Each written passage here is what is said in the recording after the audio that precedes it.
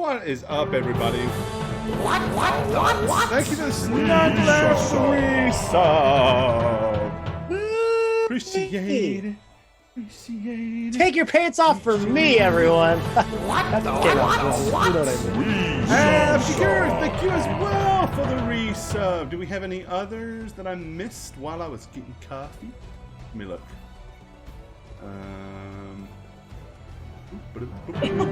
Oh, and Sass the Venator! Slave trade! 56 months. Harkin Seal resubbed as well prior to that, so thank you as well. So take thine pants off and hitteth thine hype. Yeah. Sass! I've missed you! What's up?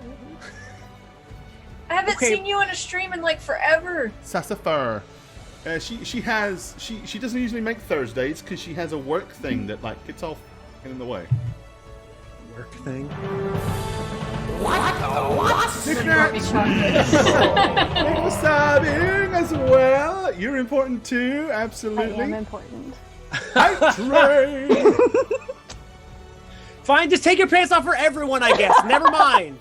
Right. Everyone take off your pants. Is this what you do? Alrighty. Yeah, so we're actually going to get to play some Star Wars tonight.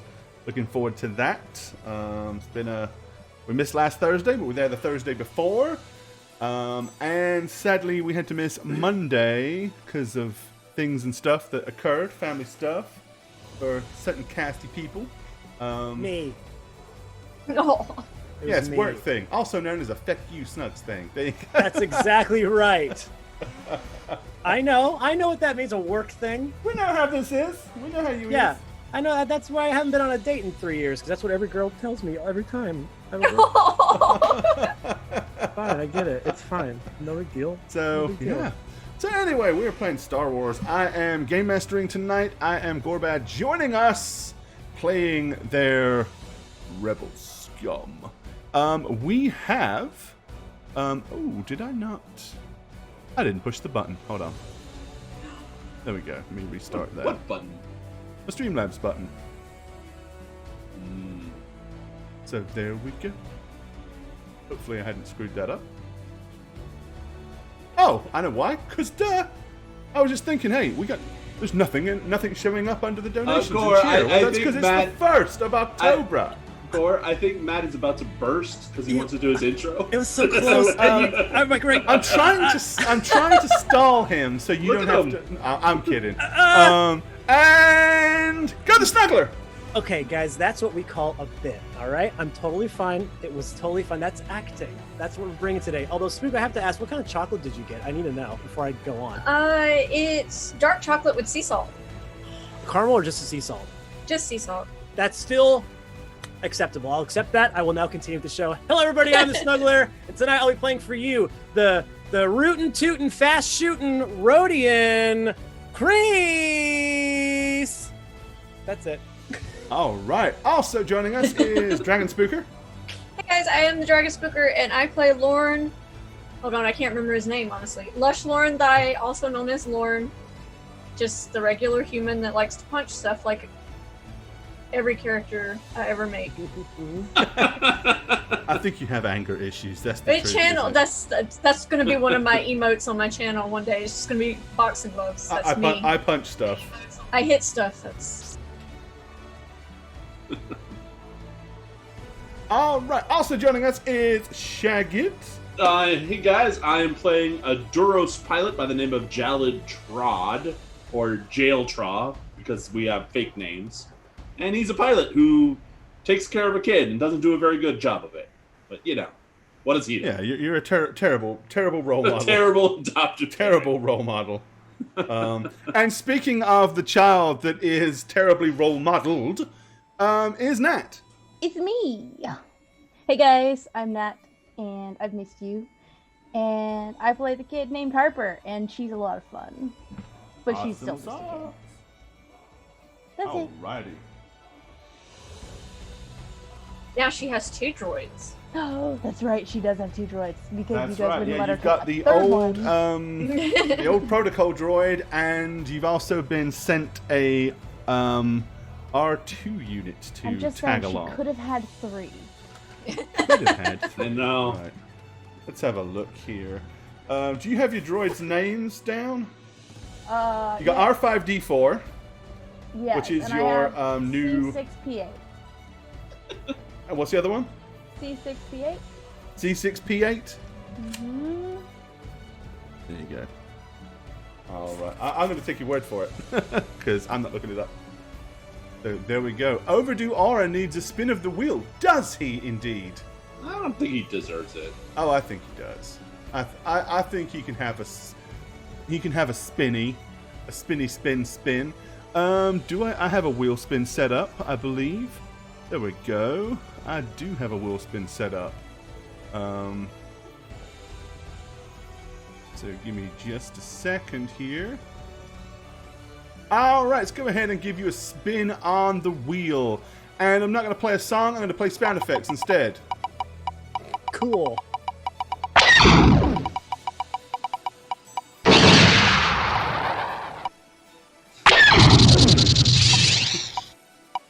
And stop. Yes, there we go. A dice set. You have won a set of dice. Awesome. Ooh. That's the one I like to see the most. Cool. All right, so you know the drill, Overdue Aura. You basically have to do a thing, and that thing is shoot a email to palreroll@gmail.com and just say, hey, it's me, Overdue Aura. Here's my address. Send me my dice, and we'll do that. So there you go. Another set of dice. Hey, any gamer will tell you there is never a point where you have enough dice. Never. Ask Laura Never. Bailey. I heard she has a whole barrel full. Right? Yep. Was there a 20 rolled Monday? No, no there showman. wasn't. No. No 20s were rolled Monday. Not a single one. So, hey, nothing was I've got dice to give away. I'm glad I get to give some to somebody. So, happy birthday. And I'm glad you won some dice. Woot woot. Wootin' tootin' awesomeness. All right. Well, let's kind of bring you up to speed of what's going on in the Star Wars universe. The time frame is basically, from what we've just discovered, Alderaan just got blown up by a big space station thingy. I don't want to give any spoilers away, though, in case anybody doesn't know. Our heroes are kind of involved in all this. Now, what happened is we joined them as they were all basically being held in an Imperial compound on a podunk planet. There was a jailbreak, not for them, but in the attempt to break out some actual rebels at the time, our would-be rebels managed to escape and pretty much janked their way onto a ship called the Atreyu and got off the planet, evading Imperial recapture and landing on another planet. Now, that planet was very close to Alderaan. Now, what had occurred is while they were there, the idea being refueling, and the captain of the Atreyu, she got shot pretty bad. So they were there to get her healed up. They were putting her in a rejuve tank. But unfortunately, there was a bit of an issue, and a red alert was hurtled out, and they were basically told what seems to be an asteroid field is coming straight at the planet. It's going to impact. There's going to be a bad thing. Everyone's going to die. So they had to evacuate. And when they did so, they hadn't had time to refuel. So while the rebel fleet jumped to its rendezvous point, our heroes were stuck with no fuel and an injured captain. They managed to jump to the closest system, the only system that they could get to. And while they were there, they pretty much made a deal with a Toydarian who was willing to exchange fuel for their ship if they would go and track this guy down and reacquire a couple of things that have been stolen for him. So they did that. They got their fuel. They made their jump. Then they found their way to the rebel rendezvous point. Now this is where it all got interesting, and this is where they kind of sort of joined the Rebel Alliance, because what happened then was they found out, here's what happened. The reason Alderaan blew up is because the Imperials have got a huge, big, planet-killing space station that they're in the middle of operating. We have got people working on a plan to try to deal with this. However, parts of those plans have been stolen by an Imperial spy. He's legged it, and we have tracked him down to a certain planet, certain system. We have a special forces team who are going to go in, break into the Imperial compound, and scramble their efforts to decode this message and make sure it doesn't get sent out. However, in order to successfully do that, our heroes were required to act as decoy because there's a planetary blockade. That was the first part of the mission. Show up, deal with the blockade, let the Special Forces people land on the planet. The secondary part was then to go to a set number of coordinates and try to track down the Imperial spy himself. And bottom line is, take him out, because he knows shit and they don't want him to give that information to any other Imperial scum. So that's kind of what they're doing. They had arrived, our heroes jumped out, there were 2 TIE fighters and an Imperial shuttle. Now, the Atreyu is seriously outmanned and outgunned, but one of the things that had happened is they had fitted a prototype ion cannon to the Atreyu. The problem is the Atreyu doesn't have the power source to fire this weapon efficiently. So whenever the Atreyu lets rip with the ion cannon, it drains all of its systems. So they were pretty much told, look, you're going to get to shoot this thing once, and you're going to need somebody to keep the engine, to keep the systems online when you do. You might get a second shot out of it. At that point, you're really, really going to be pushing things. And after that, if you shoot it anymore, it's on you. So, anyway, they showed up. They successfully hacked the shuttle, which put the shuttle kind of out of commission, which was part of the plan, by using an Imperial code with an embedded virus. And our little kid, Harper, who's a computer genius and a mechanical genius, was responsible for doing that. And then the 2 TIE fighters started to come in, and what had happened is Kreese, being in the gunnery chair, and Jalad being in the piloting seat, maneuvered. Kreese successfully hit one of the TIE fighters with the ion cannon, and Harper successfully managed to keep the Atreyu systems online and keep running, even though there were some things that were shorting out.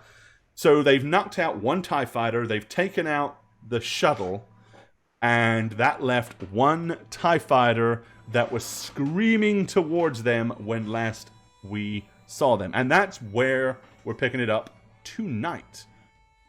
So there we go. Alrighty. Let's pull back some of these curtains, and we're going to get the show on the road. Okie dokie. Kill my intro music here.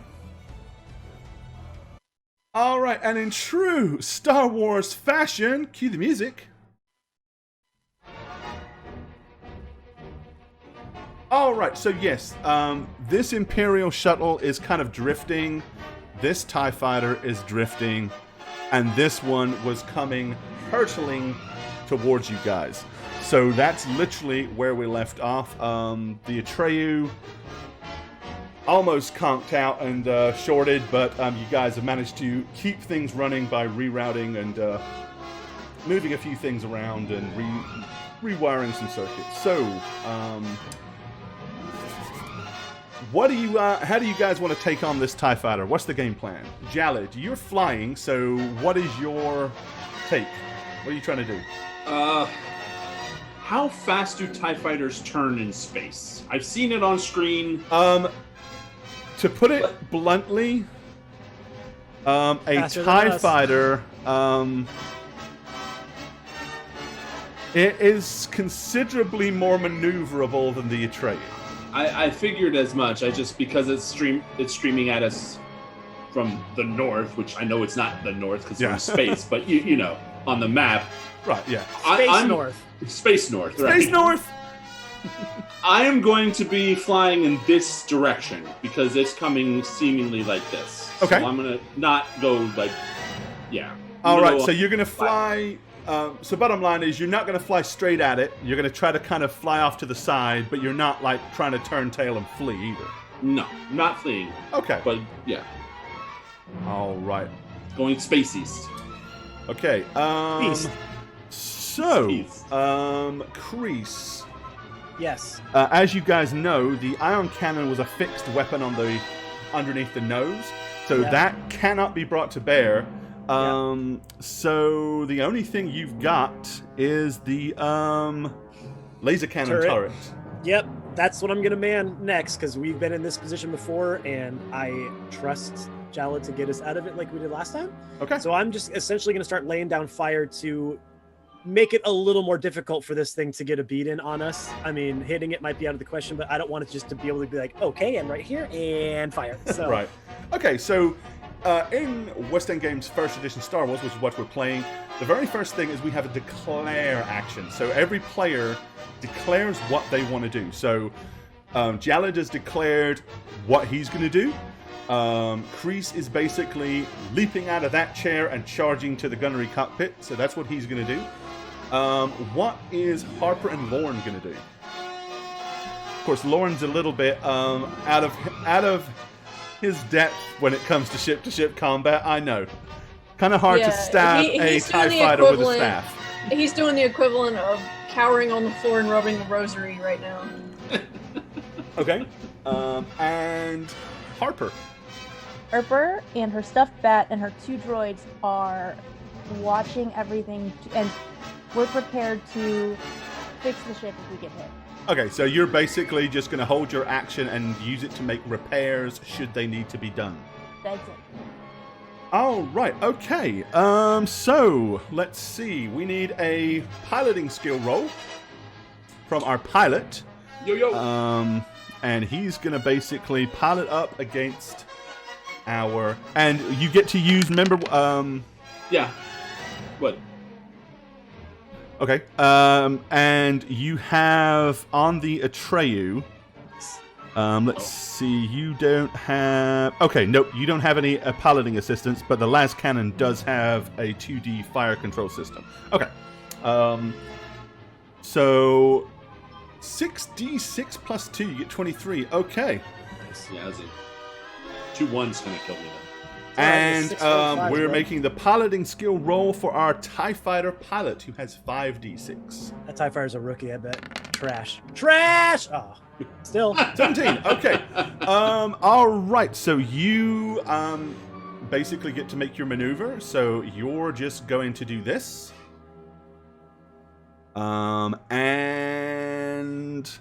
the TIE fighter is going to continue on its course. So it is going to be doing this because it was coming straight at you. So that puts you guys at pretty close range.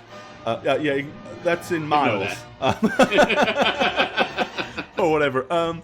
So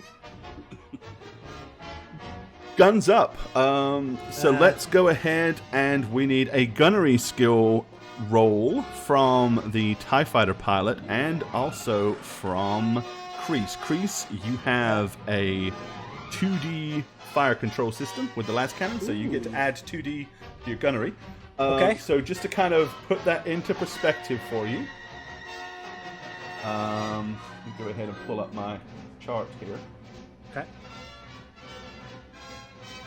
All right. Locked and loaded for that double barrel pew at this guy. Double barrel Or pew, gal. right? Or girl.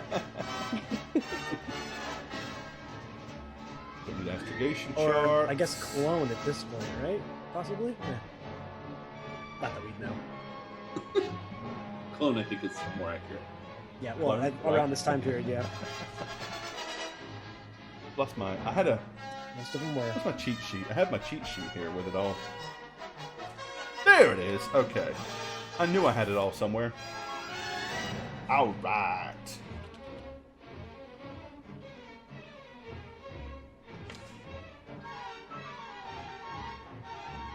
And we need my ranges.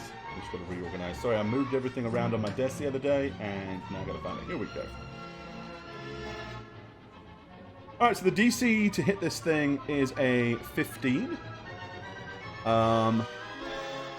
And how ship-to-ship combat works is if you wish to attempt to maneuver, which you do as a pilot, here is the advantage that you guys have. Technically, flying and shooting is 2 actions, and as you guys know, when you use a second action, you lose a D. Right. Because one of you is flying and the other one is gunning, neither one of you loses a dice. So Ooh, okay. that is actually a slight advantage for you versus the TIE Fighter pilot, because he's got to control the ship and shoot and do it all. So, Too much stuff to do. so yeah, we need a I'm ready when you are. roll from you and from the TIE Fighter pilot. Okay, I'll go first. So this is with the 2D. And do you wish to, are you, No force point. I'm feeling pretty confident. that's cool. Jalid, are you going to be attempting to dodge or maneuver? Not at this moment, no.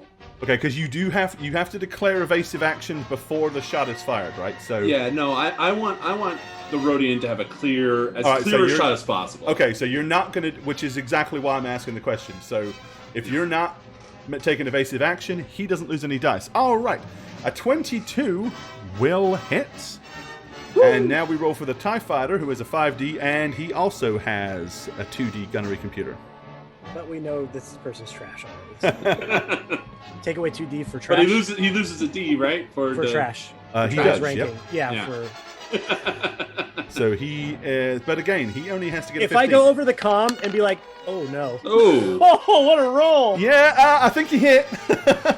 So basically, the Atreyu and Kreese are going to hit the TIE Fighter, and the TIE Fighter is going to hit back. So,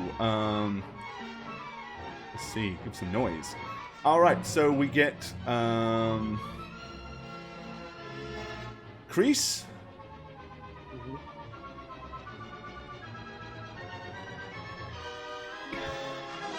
Okay, roll 20. Are you not playing ball with me tonight?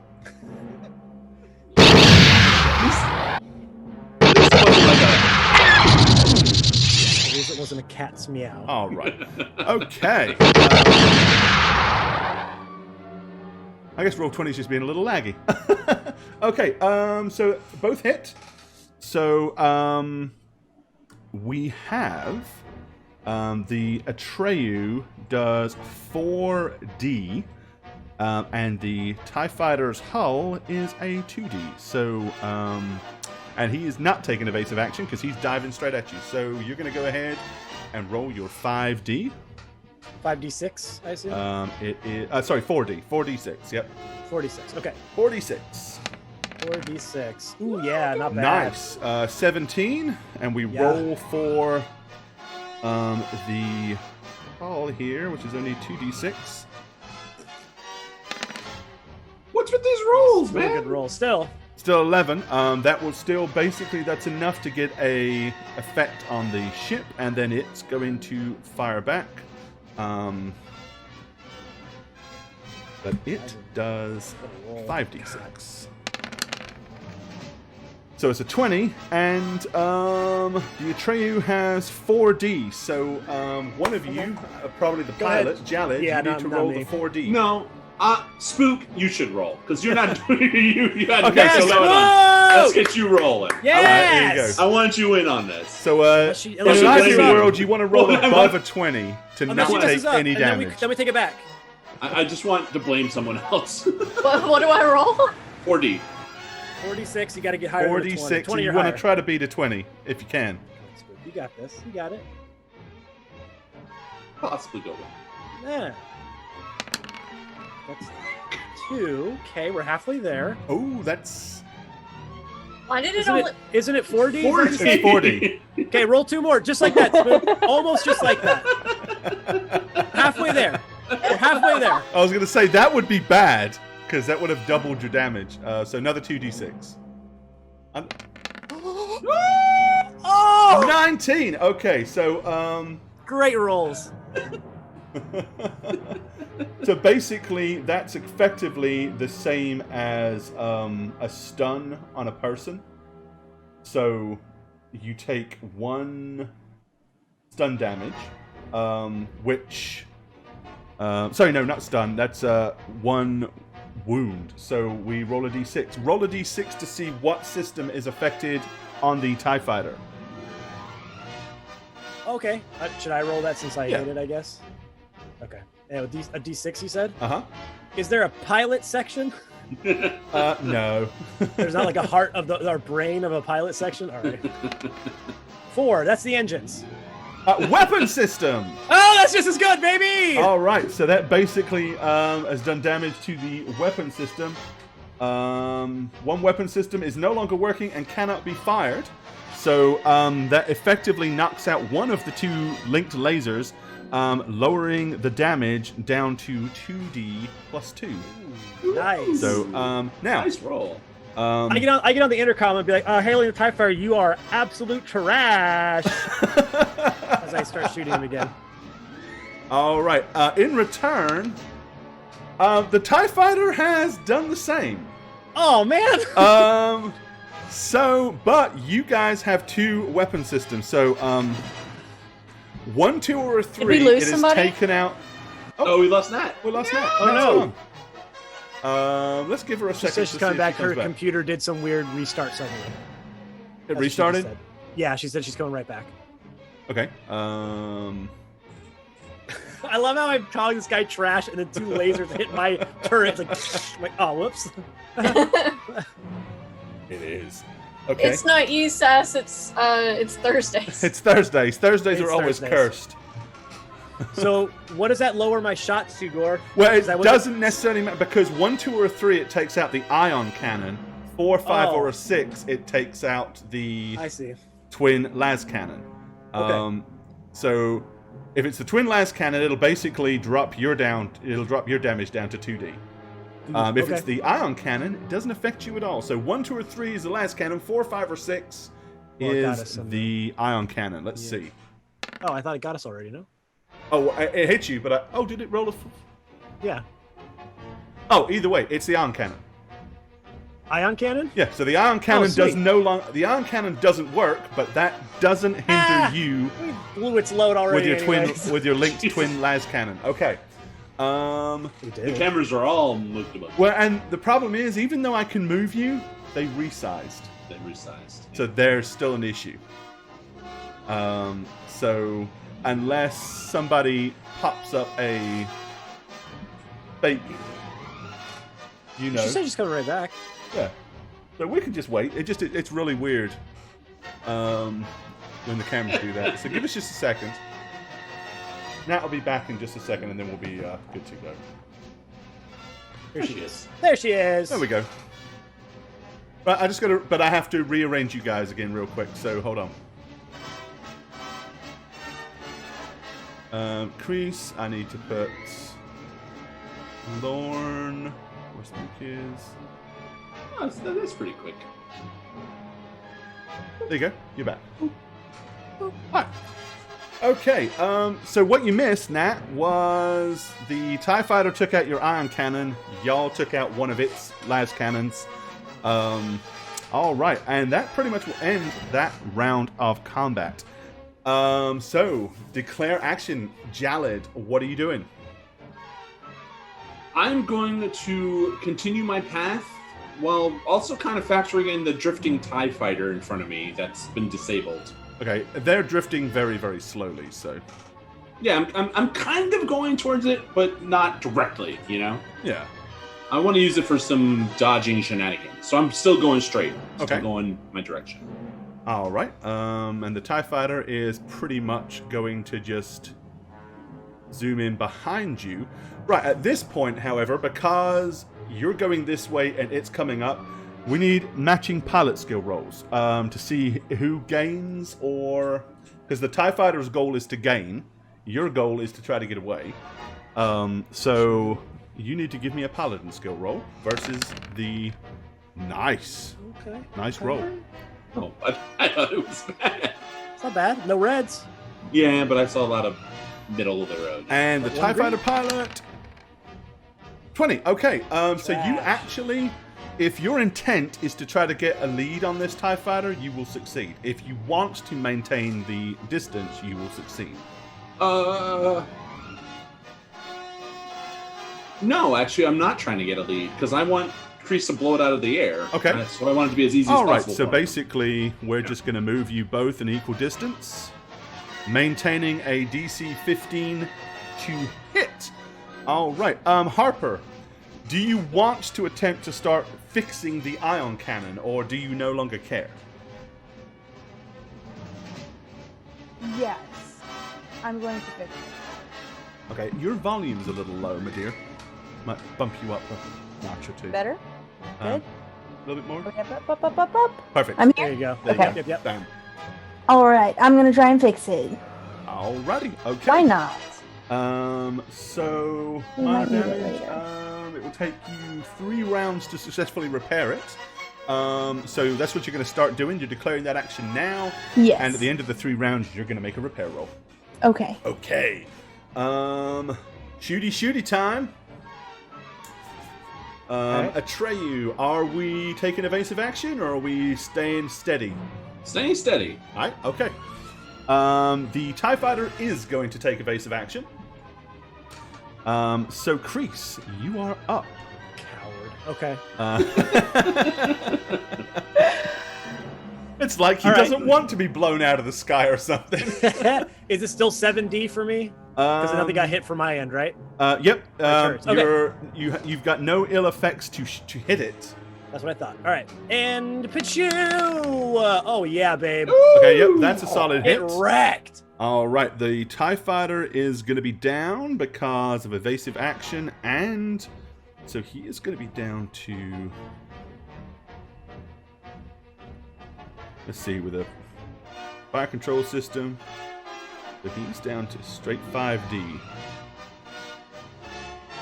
And he needs a 15 with 5d6 as well. Okay, so both of you are going to hit Okay. yet again. All right, so, but here you do have... oh, no, because he was taking evasive action. So, he adds his pilot skill roll to that. So if he can roll, he's got an 8. Let's see. Whatever he rolls is added to your 15. So if that result is higher than 32, he actually dodges you. So let's see. Oh. Because he's taking evasive action.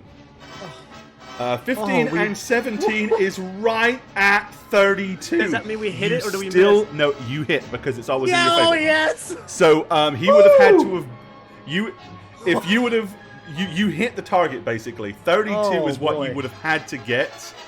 So with his evasive action, he made the difficulty 32, but you hit a 32. So way to go. Wow. All right.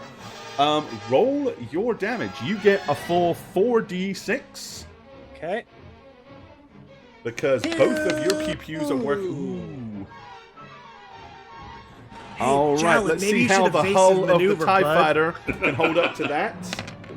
Okay. Oh, nope. I still hit him. You get to do some damage. In return, with his weakened twin lance that's right, he's cannon, hurt. he is going to do. Oh, hang on, duh. I like that. No, it's good. Might, if I type right, would help, wouldn't it? All right, he'll do 12. But the Atreyu's hull is 4D, so... oh, no, actually, you know what? Atreyu's hull is 3D, because it's taken a damage, but the TIE Fighter's hull was also only 3D. So, 3d6, you need to try to beat a 12 for the hull damage. Spook, we doing this one again? You did last time, right? You crushed it. We tried to beat a 12? 12 with 3d6, Spook. Okay, that's tough. You got it. Oh! Yeah! Booyah! All right, so the Atreyu takes no ill effects. It gets hit, but basically it's a stun. You got some paint damage. But the TIE Fighter has taken another system hit. Roll the D6. Okay. Where'd you get it? D6. Okay, you've just taken out its navigational computer. And the TIE Fighter pretty much is, okay, next round, what are we doing, Atreyu? Captain Jalad at the helm, what do you want to do? So I'm going to punch it up a bit Okay. and try to fly around the disabled TIE Fighter so it's in the way of the one that's chasing us. And I Gotcha. like do a...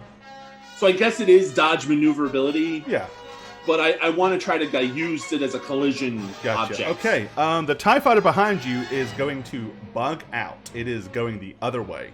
Oh, well then never mind. Its hull is basically down to nothing. It's firing on one pew-pew. It is not up for this fight anymore. It would be suicide for it to continue to try. And as far as he's concerned, his two allies are out of it. So instead, however, so he is going to start going the other way. But of course, what do you want to do with that information? Do you want to let this TIE Fighter bug out of here, Kreese, or do you want to try to take him out before he gets out of range? I mean, I'm gonna try to shoot it again. Okay. Obviously, he's not going to be shooting at you. He is just going to be doing evasive action. So, Okay. I'll go ahead and roll his piloting skill. Yeah, roll I have to hit because it's gonna be high again. Let's see. All right. So your DC is up to 20 because of the distance, and with his Oh, jeez. piloting, Right? so you get a 39 to hit this guy. It's possible. You have fire control that still works. 2D. I need to roll all six. MC, what's up, buddy? Take your pants off. Hit the high. Thank you for that, my friend. Much love. Good to see No, you. just- you got this. All I have sixes. to roll all sixes essentially. Sixes and like 3 6s and 4 5s. You can do that. I mean, you can drop a force point if you think that it's necessary No, to take no. this guy out. No, I don't think it's necessary because I think we can get in and out before he can do anything.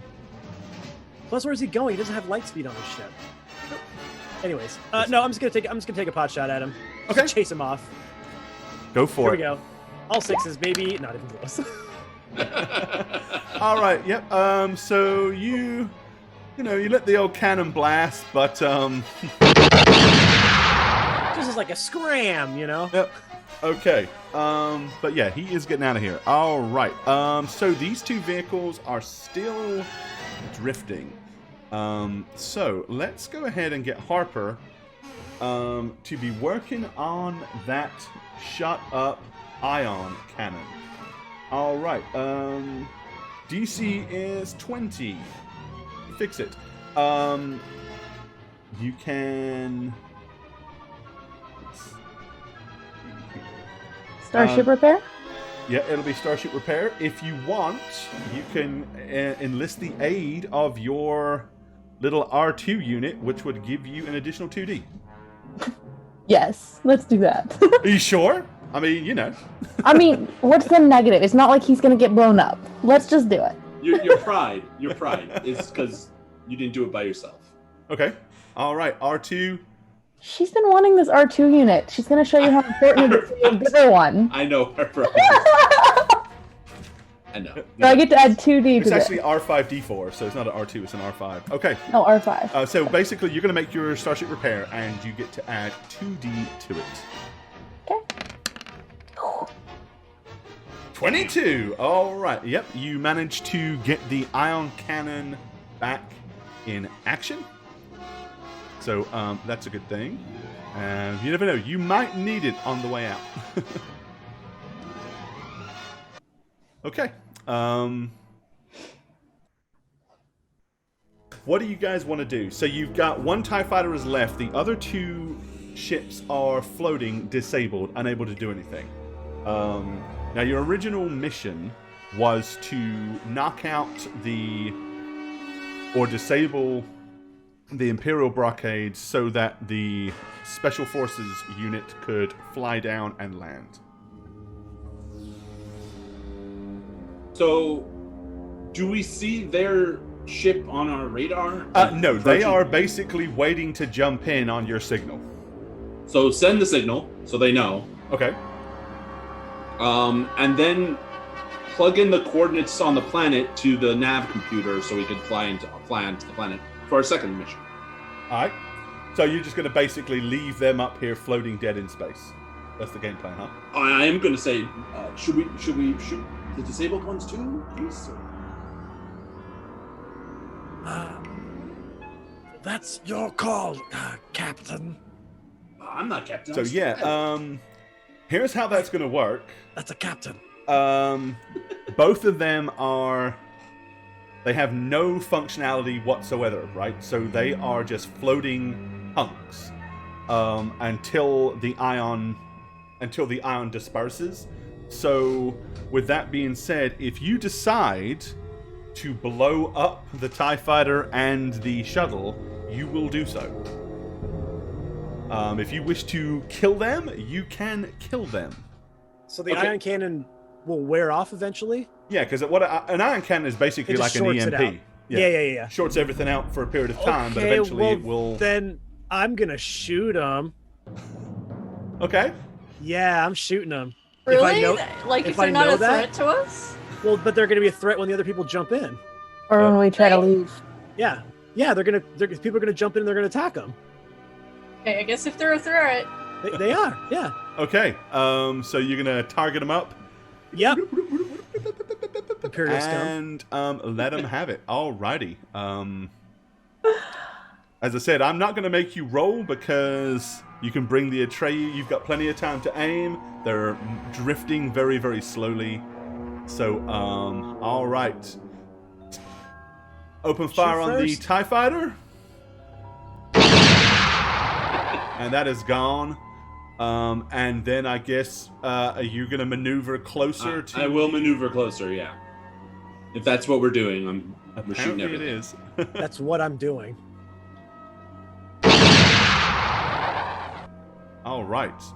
And by this time, our TIE Fighter buddy is well on his way out of here. All right. Cool beans. That's what I say to myself after I murder these two people. Cool beans, as we All right. off. So Lieutenant Bress and her Special Forces team jump out into the Dentala system. You hear over the intercom, are we clear? Yes, we are. Okay. There was one TIE fighter, he got away, but was very damaged. All right. I have to know, is that a sound effect or are you guys actually making that noise? Oh, they're making it. No, we're doing it like it is. You know. I'm Why are covering you my from mouth. the It's coming 20s, over by the the way, intercom. now? Okay. All right. So yes, What does it they're sound like gonna over be in going- intercoms? Your 20s Lieutenant gangster Bress and now. her team are successfully heading down towards the Gotcha. quadrant that they're going to infiltrate the Imperial base and stop the interpretation and the transmission. You guys are heading elsewhere. Okay. Go ahead and give me a navigation roll, if you would, Jalid, to find the correct coordinates on the planet. DC is 10. 14. Good enough. Nice. Okay. Woo. All right, you guys go down and start buzzing into the atmosphere. It looks like it is to really piss everybody off who loves Star Wars. It's a Class M planet. See, that was the other Star one. But no, there's basically breathable. It has a breathable atmosphere, and the area that you're in looks very jungly. A lot of kind of palm trees, lots and lots of overgrown areas and stuff like that. The coordinates that you were given take you to what appear to be some busted up stone ruins. One of which looks like a large, crumpled, circular probably some kind of dome structure. The dome is gone, but there's a big round area that would be just about perfect to land. Considering it would be very hard to land in amongst all the trees, this is probably why they picked this location.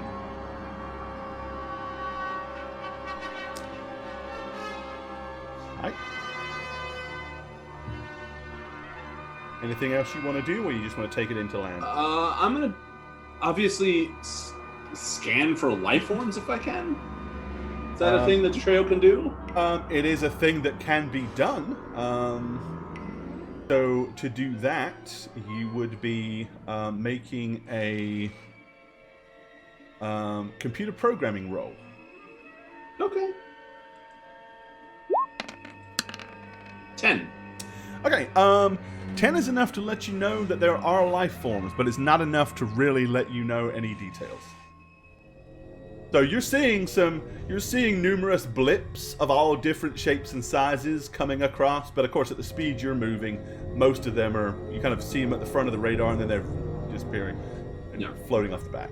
Okay. So then, I take it into land near the stone structure. Alrighty. We bring you down onto the Dantalus planet. Okay, this was the last known location of the Imperial agent. That's why you're here. Once you're on the ground, obviously, as I said, it has breathable atmosphere, so you can disembark if and when you want to. But of course, you are free to do whatever you wish.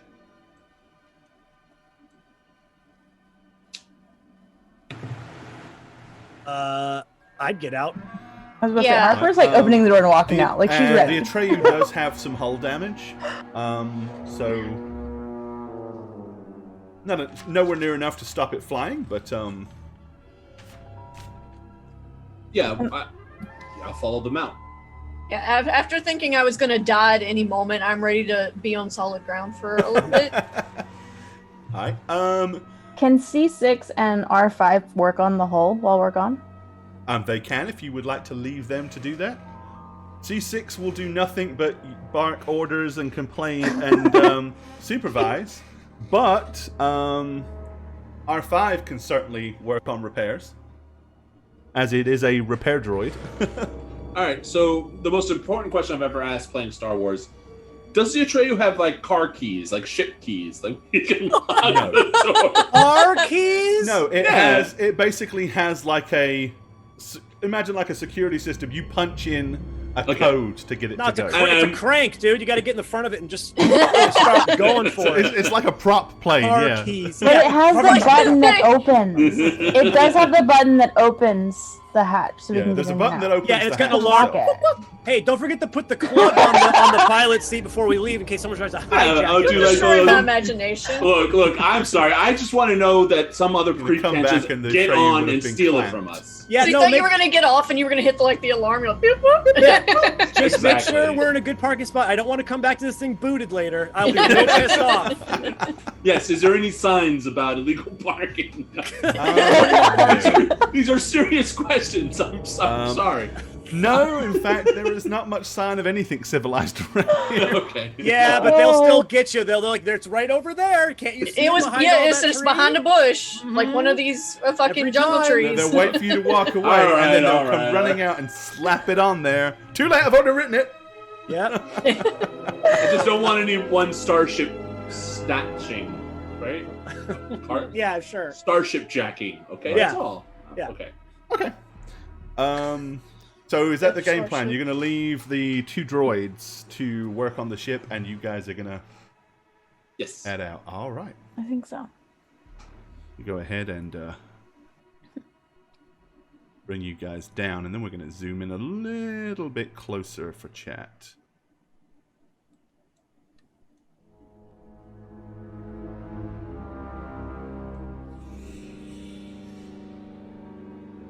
Alrighty.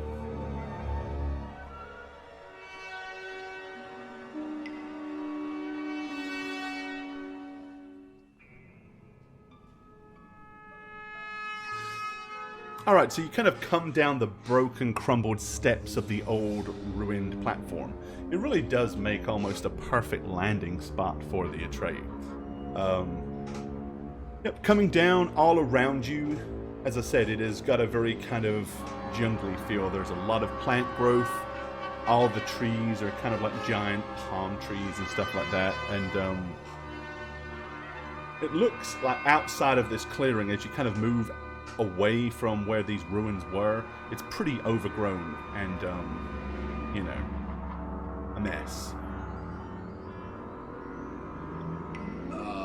So I'm going to look in all directions and look at everybody else and say, which way do we go?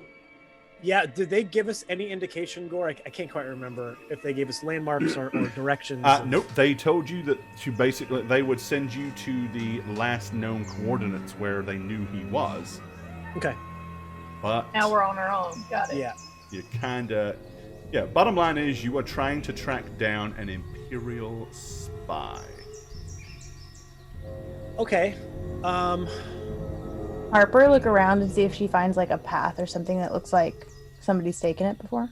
Alright, so you guys want to try to track, is basically what you're saying? I guess. Yeah, or just try to find signs of someone who's been here. Alright. Whoever something wants like to that. do the tracking, give me a survival skill roll. Is that something I'm good at? Let me see. Survival is a knowledge I have a skill. 3d2, so that's what I'm packing here, gang. Not me. Okay. Uh, So can we all do it, Gore? I think I mean, so. if all of We're you, all wanna, doing if it. all of you okay, are going to okay. kind of fan out and look for tracks, by all Okay, means. I thought you were choosing one. But I mean, if any of you feel like you're the ones that are skilled at doing this, by all means. I probably would. Just I track down bounties, so I guess I would probably. I'm not at all skilled at this. All right. And Lush is going to have a look around as well. Okay. Well, the DC is 10. So Jaled and Kreese, you do actually find two things. There are some burn marks kind of right here near the base of the stairs, like two round burnt patches on the ground that are probably about 2 foot in diameter each, side by side. If anybody wants to try to figure out what that might be, I would allow a let's see. I would allow a knowledge technology roll for that. Oh, hey, I'm okay at that. DC would be Atta babe. So, You got it. And honestly, I would probably call someone else over to take a look at it. Okay. What would possibly make these burns? All right. Jaled probably looks like some kind of small thruster burns, possibly the kind that a jetpack would make when you came down. oh. I'm going to look at everybody and be like, jetpack? those are real? Yes. Or, Like, okay, out of character. The fact that Lauren would ask something like that in a world where there's technology everywhere just kind of makes me laugh. Well, they're not very common, is the thing. No, Especially they're back really not. then. It was really only Mandalorians that really had those. Yeah, And use anybody them else that has them effectively. has acquired them through some skullduggerous means. Oh, so would the others with us know that usually Mandalorians were the ones that had them? Probably not. If you didn't, the only here's what I would say with that, because Mandalorians are not very Mandalorian culture is not very well known.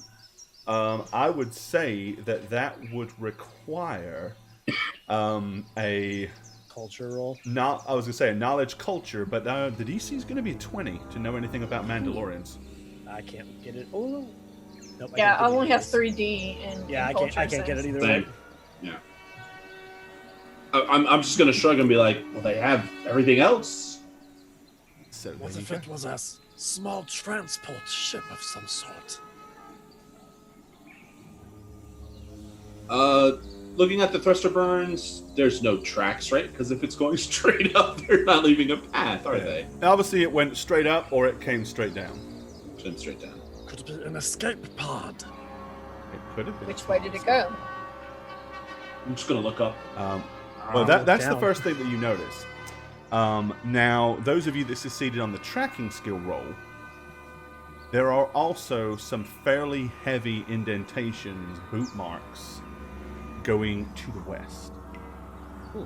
Away from that exact point. It looks like there's walking in this direction. And I'll point along the tracks. Okay. And I'm going to start walking and following. Yeah, I'm gonna start walking as well. Same. All right. Tell C6 before we leave to contact us if something happens. Alrighty. Make sure we have comms of some kind open with them. Yeah, I mean the ship itself obviously has has comms, and you guys would all have such a thing. So, okay. Okay. Yep. I'm gonna whichever way they go. I'll be as soon as I spot them, I'm following them. All right. So, yep, head straight west. Okay. And that's the direction you guys are heading. Oop, do I have? There we go. Okay. All right. Give me everybody. If you would be so kind, up ahead, I would like you to give me a perception roll. Perception search, because search kind of covers spot and search in the Star Wars universe. 16. That's a good roll. I really need to level up some of Nice. these skills. Yeah, I do too. I'm Oh, real yeah, good. I can punch things and that's about it. I need to level I can some shoot other things, stuff. and that's. All right. Okay. So Harper, maybe it's because you're a bit lower to the ground. Who knows? But once you guys kind of get up here where the trees are, underneath this large tree here, where there are some bushes and some strange-looking plants, you see something metallic kind of glint in the sun. It's definitely covered over, so somebody made effort to hide it here. Okay. But whatever it is metallic. I would grab onto like whoever's close to me, so it would be Jalad and probably Lauren. Yeah. Okay, I had to see. Three I of you was like, link wait, up, who it'll is be it? like the Wizard of Oz. I'm gonna like grab and be like, wait. There's something over there. Under the tree. Can you see it? I'm gonna pull my gun and move it to that direction. Same. No, but I'm pretty blind actually. It's right there. It's metal. Okay. Once Harper points it out, you can all kind of, once she's like, it's there, in the bushes. And then eventually all of you will be able to see it. Whatever it is kind of right here. I'm gonna look at Lorne and Kreese and say, "Trap."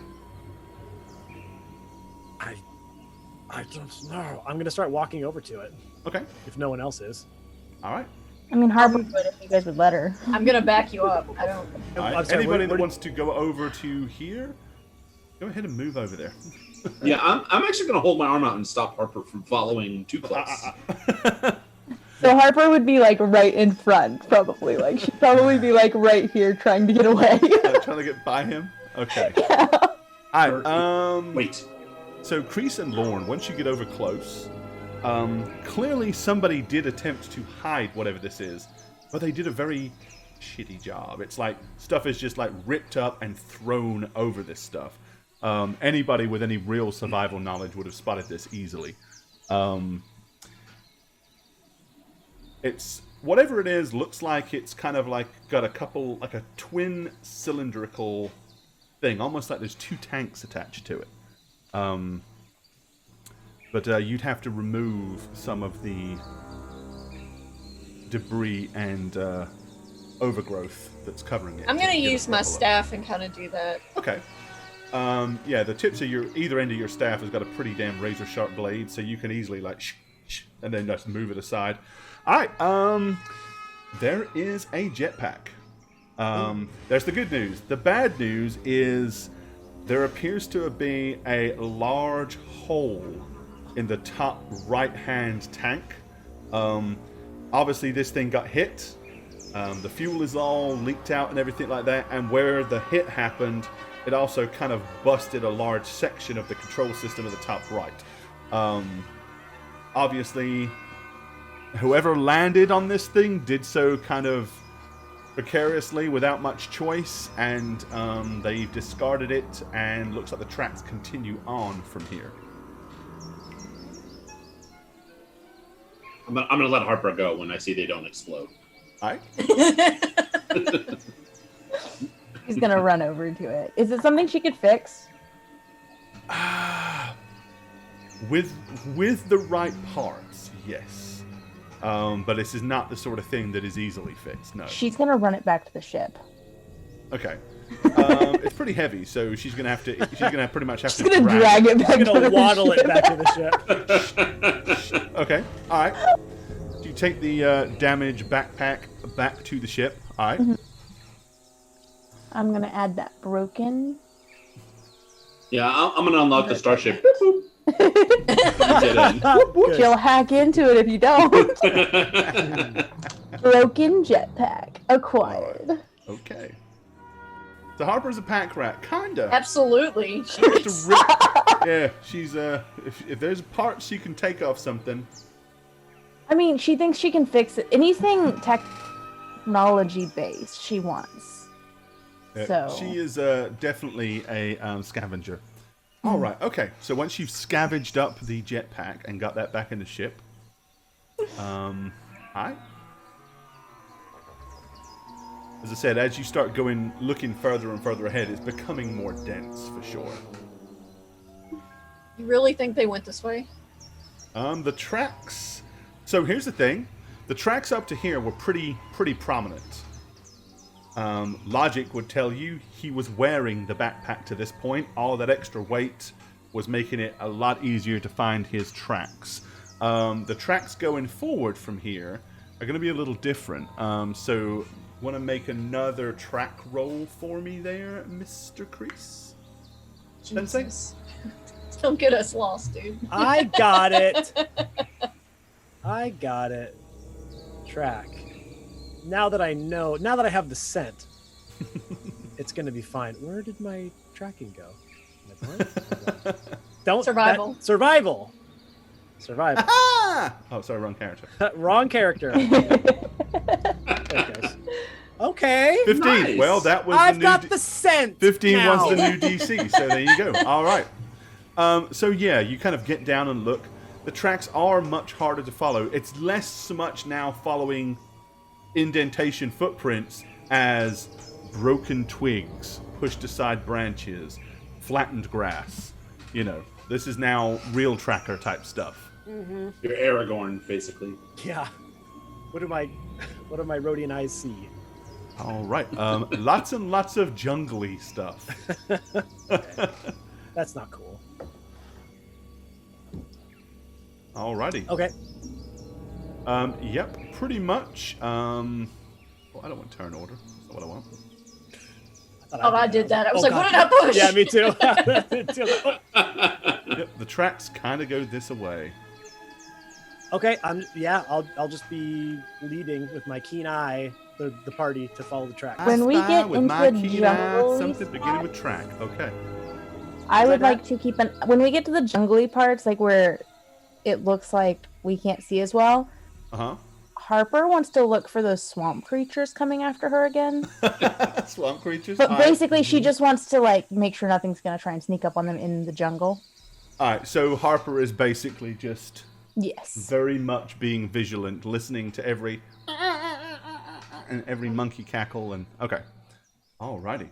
I'm gonna go ahead. So No yeah, you swamp start creatures are moving gonna your get way us. slowly through the undergrowth. Obviously, you're not moving particularly quickly because you've got to allow Crease to keep following his trails.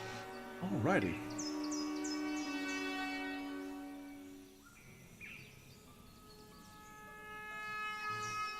I'm gonna go ahead and move you guys up a map.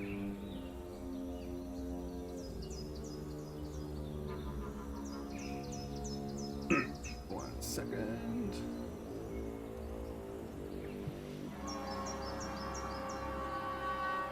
Put you in here and then let you loose. All right. Okay. You've been going a good 10-15 minutes at this point through the jungle. Further away. At this point, you can no longer see the clearing behind you or the Atreyu. Okay. Okay. I'll Are you going to be able to find our way back? Yes. Okay, I was just Yeah. checking. It's like being lost in a parking lot. You just keep beeping. Anyways, yeah, I'll just keep following the track, Score, as best as I can. Okay, so Harper, Mm-hmm. give me a search roll. So DC is going to be a 15. Oh, No so problem. close. All right, keep on trekking there. All right, it's to the Crease. west then. Yep, you're still following it to the west. All right. All right, that's about good enough for now. Move to there. Oh, there. Okay. All right. Okay. As you get to that point, suddenly, over here to the right, suddenly there's like a shh and a rustling. Like the whole tree, the canopy of the tree moves. Based on that information alone, what is everybody going to do? Crease. What is your declared action? So imagine you got a big old palm tree with lots of very thick upper brush, and the top of that brush just went. I'm gonna see that, and I'm gonna do a little mini tiger roll over behind this tree over here. Okay, so your goal is to dive behind that tree. Okay. Yeah, like well, I'm out. Lorne, what will you want to do when you see that I am happen? super on edge, so I'm dashing for what moved, ready to beat the Okay, shit so out you're of gonna it. charge. Your intent is to charge at the tree. Okay. Yeah, because I'm pretty much assuming that it's the guy we're after. All right, Jalad. I'm gonna first look at the other trees around us to see if they're equally moving, They are not.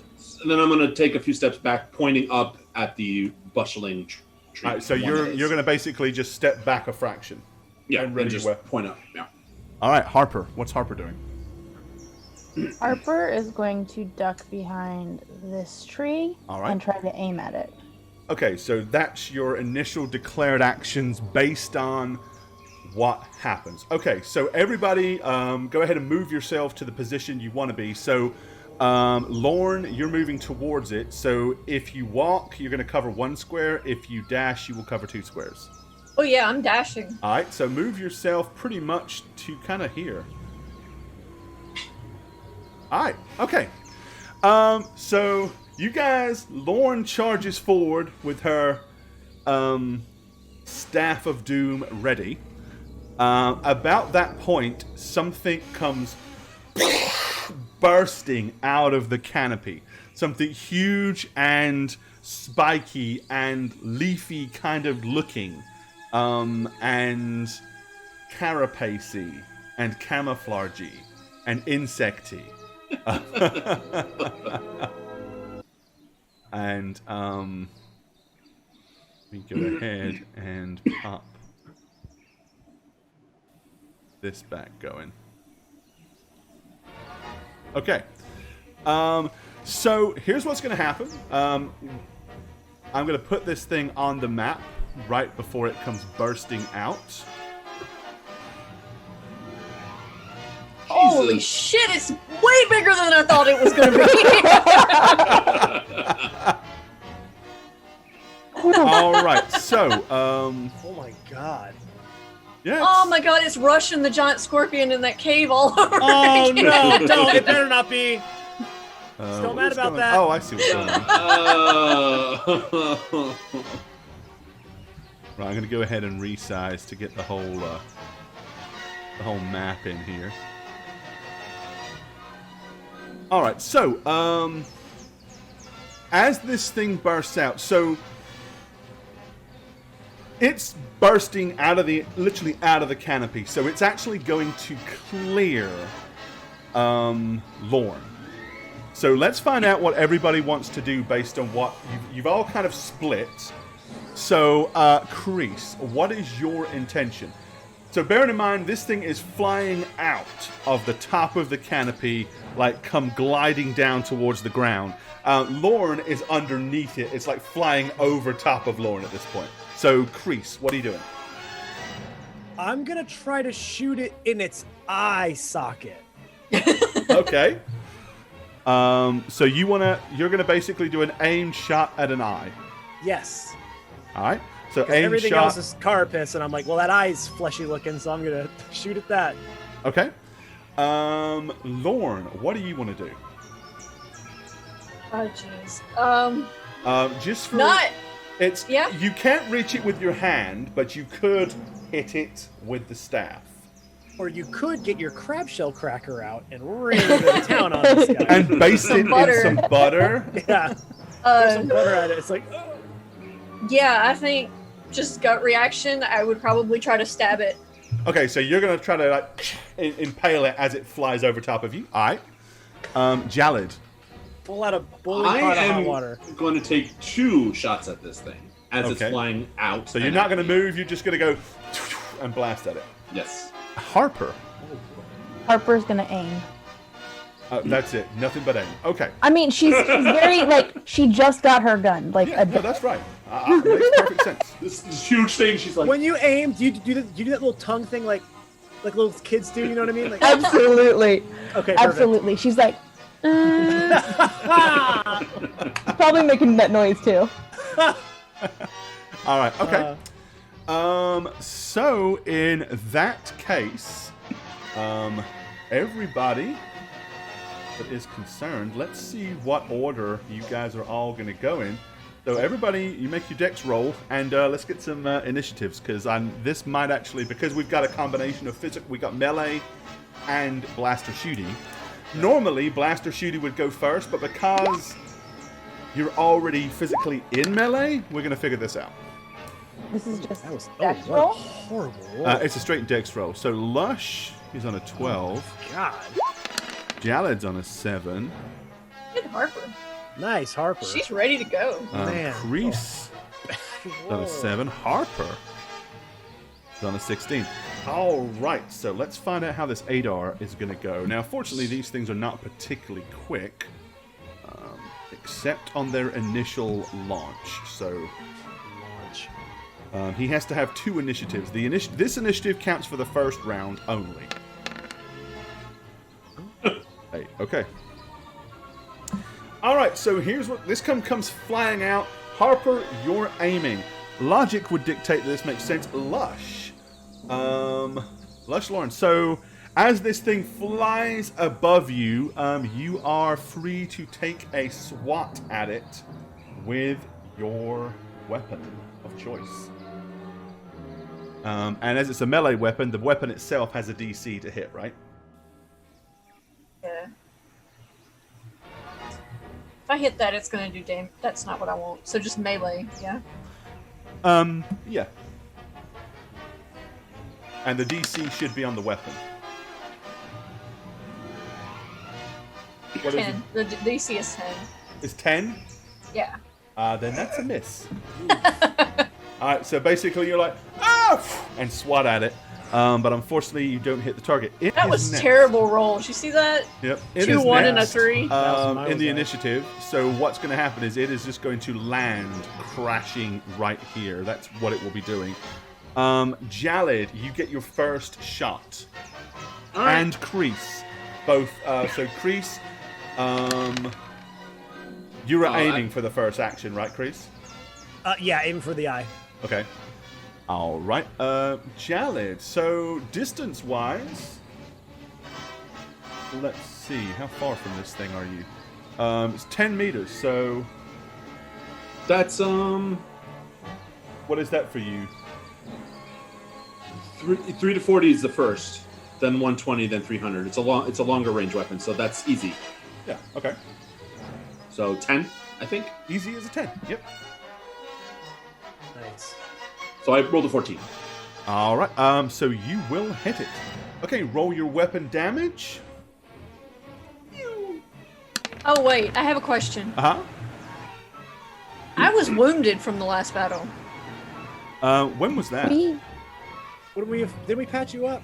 I We think did. everybody... You haven't had any combat since you left the space station, right? The Rebel base? Yeah. No. No, everybody would have been healed from that. And Yeah. I think, didn't you also get given a couple of Med med packs. kits to take with you, right? Yep. Okay, so yeah, I was you're wondering why I not injured. only rolled 3d6. for Oh, that. okay. So basically, you. Oh, so what you're saying is you should have rolled another d6. Yeah. Oh, then roll it Ooh, yes. because it'll change nothing except the fact that you may damage this thing already. Yeah. Yeah. Okay. In that Nice. case, you did hit it as it flew overhead. All right. My bad, guys. I didn't notice until I realized how many I had rolled. No, that's All cool. right. I'm glad I thought you it was caught a low roll for your like number one thing. That's it. Yeah. All right. So roll your damage for your weapon. 5d6 with a razor. Oh, nice. 23. Nice. Okay, so this thing is going to get its strength plus its armor. To resist that. Second. Stop moving. Alright. Strength plus armor. 6d6. Okay, can it resist that?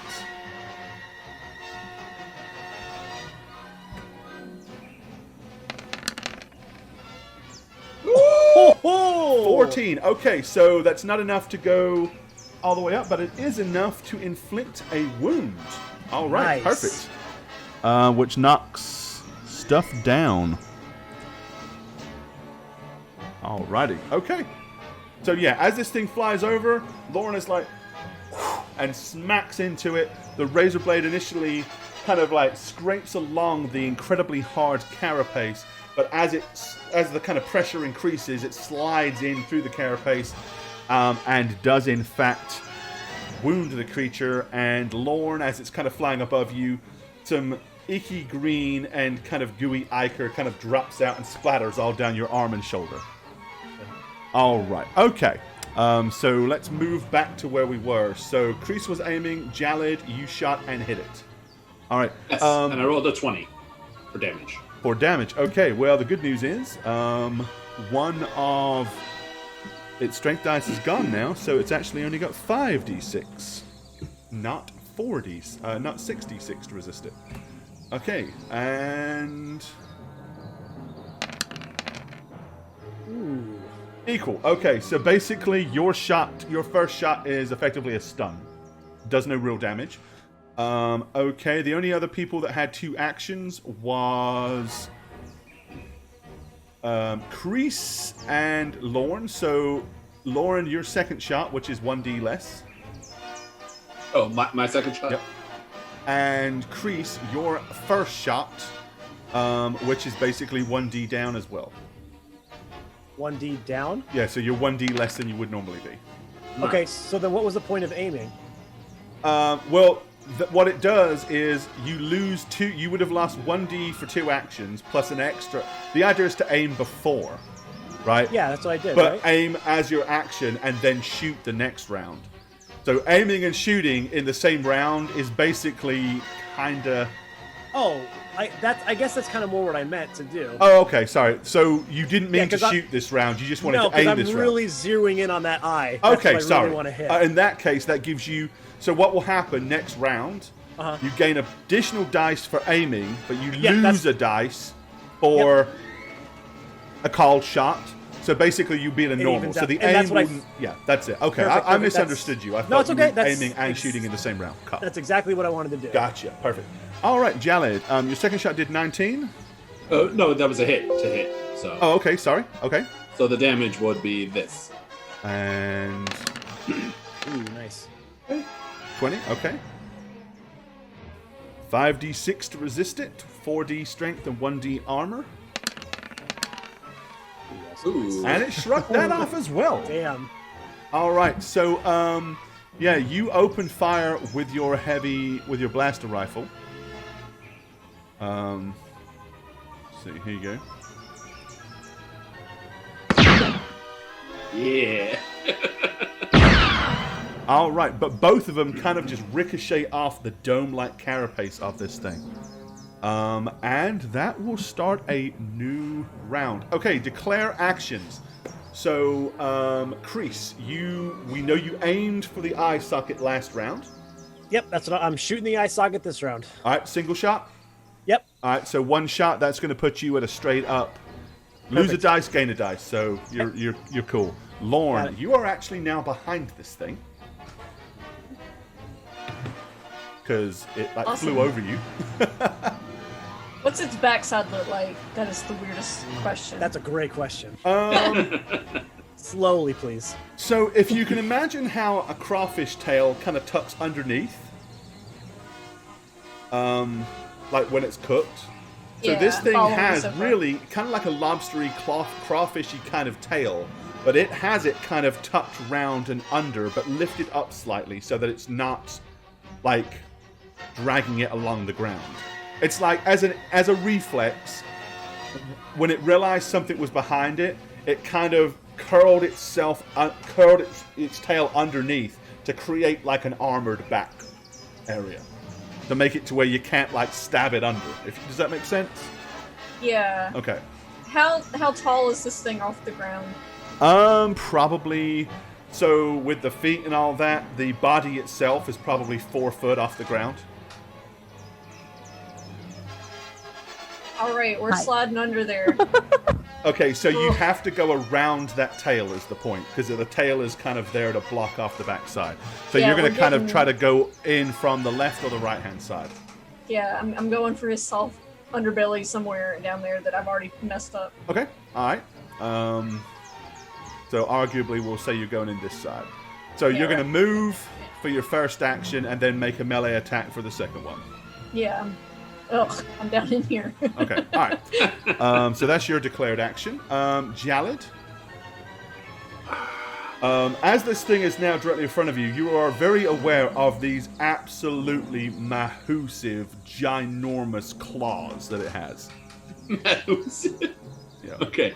I mean, Its considering eyes. if you look how big this thing is, imagine how big that claw is to you. Is it like looking at me, or is it aware of the other two people at its sides? It's hard to tell because it seems to have like fixed eyes. Like it doesn't have moving pupils like we do. It has Okay. like a dome, 2 dome eyes. So it probably can see all the way around it, much like other insects. I'm going to. My Or plan is to crustaceans even. use my movement to get under protection of the tree, and then aim.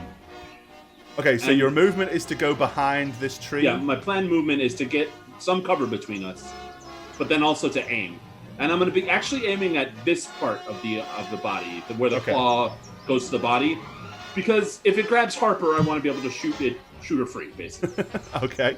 by blowing its And arm. Harper, what do you want to do? This massive thing just crashed into the ground right next to you. You aimed last round, and you are at close range with this thing if you want to try to shoot it. If I move, I lose that aim, though, right? Correct. She's gonna shoot it. Alright. She's Okey reckless, dokey. okay? She just found out her parents died. She is not gonna be safe right now. Alright, you only need a 10 to hit this thing. Technically, you only need a 5 to hit it if you shoot it in the claw, so... and you got... So whatever your normal to hit would be, you get an extra dice. Okay. Okay. I leveled this up, guys. Yay. Just for this moment. To Harper die. is bait. Brilliant. Ooh. 19, yep, you'll hit it. Mm-hmm. Okie dokie. Yep. You've got a blaster pistol. Not sure I want to hit this thing, but yes. Okay. Roll your blaster pistol damage. I hope that was right. 10. Alright, this thing is tough to get through. I mean, she doesn't ever hit anything, so. She hit it, but it kind of just hits the claw and immediately, like, just... So, unfortunately, good shot, but didn't do any good. Okay, I have to Learning. roll this thing's... actually, I shouldn't have got you to shoot yet. No, yes, I should, because you went first. That's what I did. Okay, 1 second. And I've got to re-roll this thing's initiative. Because it only gets 2d, now it is after its initiative attack. So actually, it's now down to the bottom of the pile, so that's good for you guys. Nice. Yeah, it gets a 3d on its initial leap attack, but then once it's down on the ground, it's down to 2d. It is not a dexterous thing. But what it lacks in dexterity, it makes up with strength and armor. Okay. So, Harper, you've done your action. Lush, you do your move action first, so you slide into position. Yep. Jalad. Move action first, right? Yep, move actions go first. Okay, so you back up. And then take aim. And then that'll be your next action. So, Yep. Crease, you already aimed, so Yep. take a shot. All right. This is just straight since Yep. it's a called shot with the aim added to it. So straight roll. 18, and Yeah. let's see how absorbent this thing is. Oh, Jesus. Okay, nope.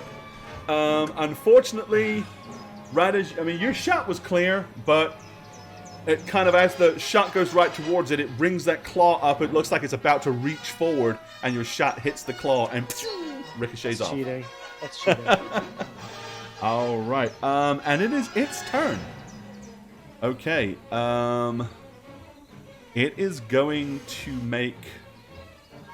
So it does its move. I'm just going to put it here. And Harper had no more actions. Lush. So you're still going to be kind of pretty much moving with it. So go ahead and make your attack. Alright, so my Oh. my goal here Doing is this to to me, try that's funny. to aim for where it was already injured. If you do that, then you are down a dice to hit. Honestly, mechanic-wise, it's not worth it. The reason for Oh, that okay. is if you hit the area... Well, I say that. It'll make it... it'll make it one die harder for you to hit. But It won't do any more damage. well, yes, it will. But the damage, because it already... The way it works, damage is done, right? So it's down one dice already, regardless of where anybody hits it. So see. technically, you're already doing that. Oh, okay. So it's really, it's just better just to hit the thing. Okay. But yeah, in my mind, I'm trying to gut Yeah. this thing, so. Nice. All right, 19, and how much armor protection and strength protection can it shrug off? 17, not enough. Okay, so Lush, not only did you wound it the first time, you're taking it up to incapacitated. So yeah, you're effectively taking it out with that hit. Crease, Jalad. You were then lining up a shot. Waiting for next turn. Next round. That's it. So, alright, so you see pretty much what will happen is Lorne kind of slides in underneath and then impales this thing, and like with a huge ripping motion, guts go everywhere, like just on the side. It's not killed it, but the pain and the shock of it kind of bring this thing dropping down to the ground, like it loses strength and it can't keep its body upright. And because you went before it does not get to make those nasty claw attacks that it was about to. So literally, Lush pretty much just stopped Crease and Jalad from facing a pretty nasty attack. Trust me, those claws can kill you. I know from experience. I've been there. I've been killed by something like this in a former life.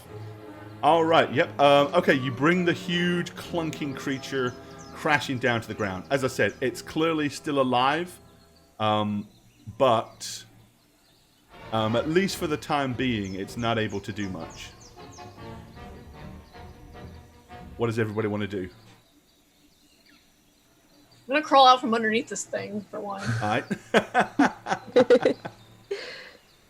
right. Hey, that's what Lush is built for. A lot of the times, Lush doesn't get to get in the fight because it's all pew pew at distance. But when Lush does, Yeah. oh, it's hella effective. Is it right. over? Yeah, you pretty much. I mean, you pretty much took this thing out single-handedly. All the blaster shots were just bouncing off of the damn thing. If no one's getting any closer to it, I am gonna walk up to it, stick my barrel in its eye, and pull the trigger.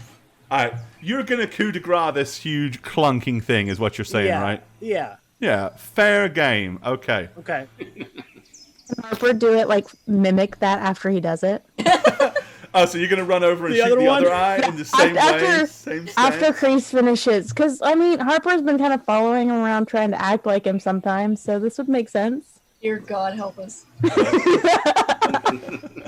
I'm just gonna kind of kick at it a little bit and be like, "That's the most fun I've had since this whole thing got started." Yep, the huge. I say as the I'm huge covered in Hadar bug guys. creature is dead.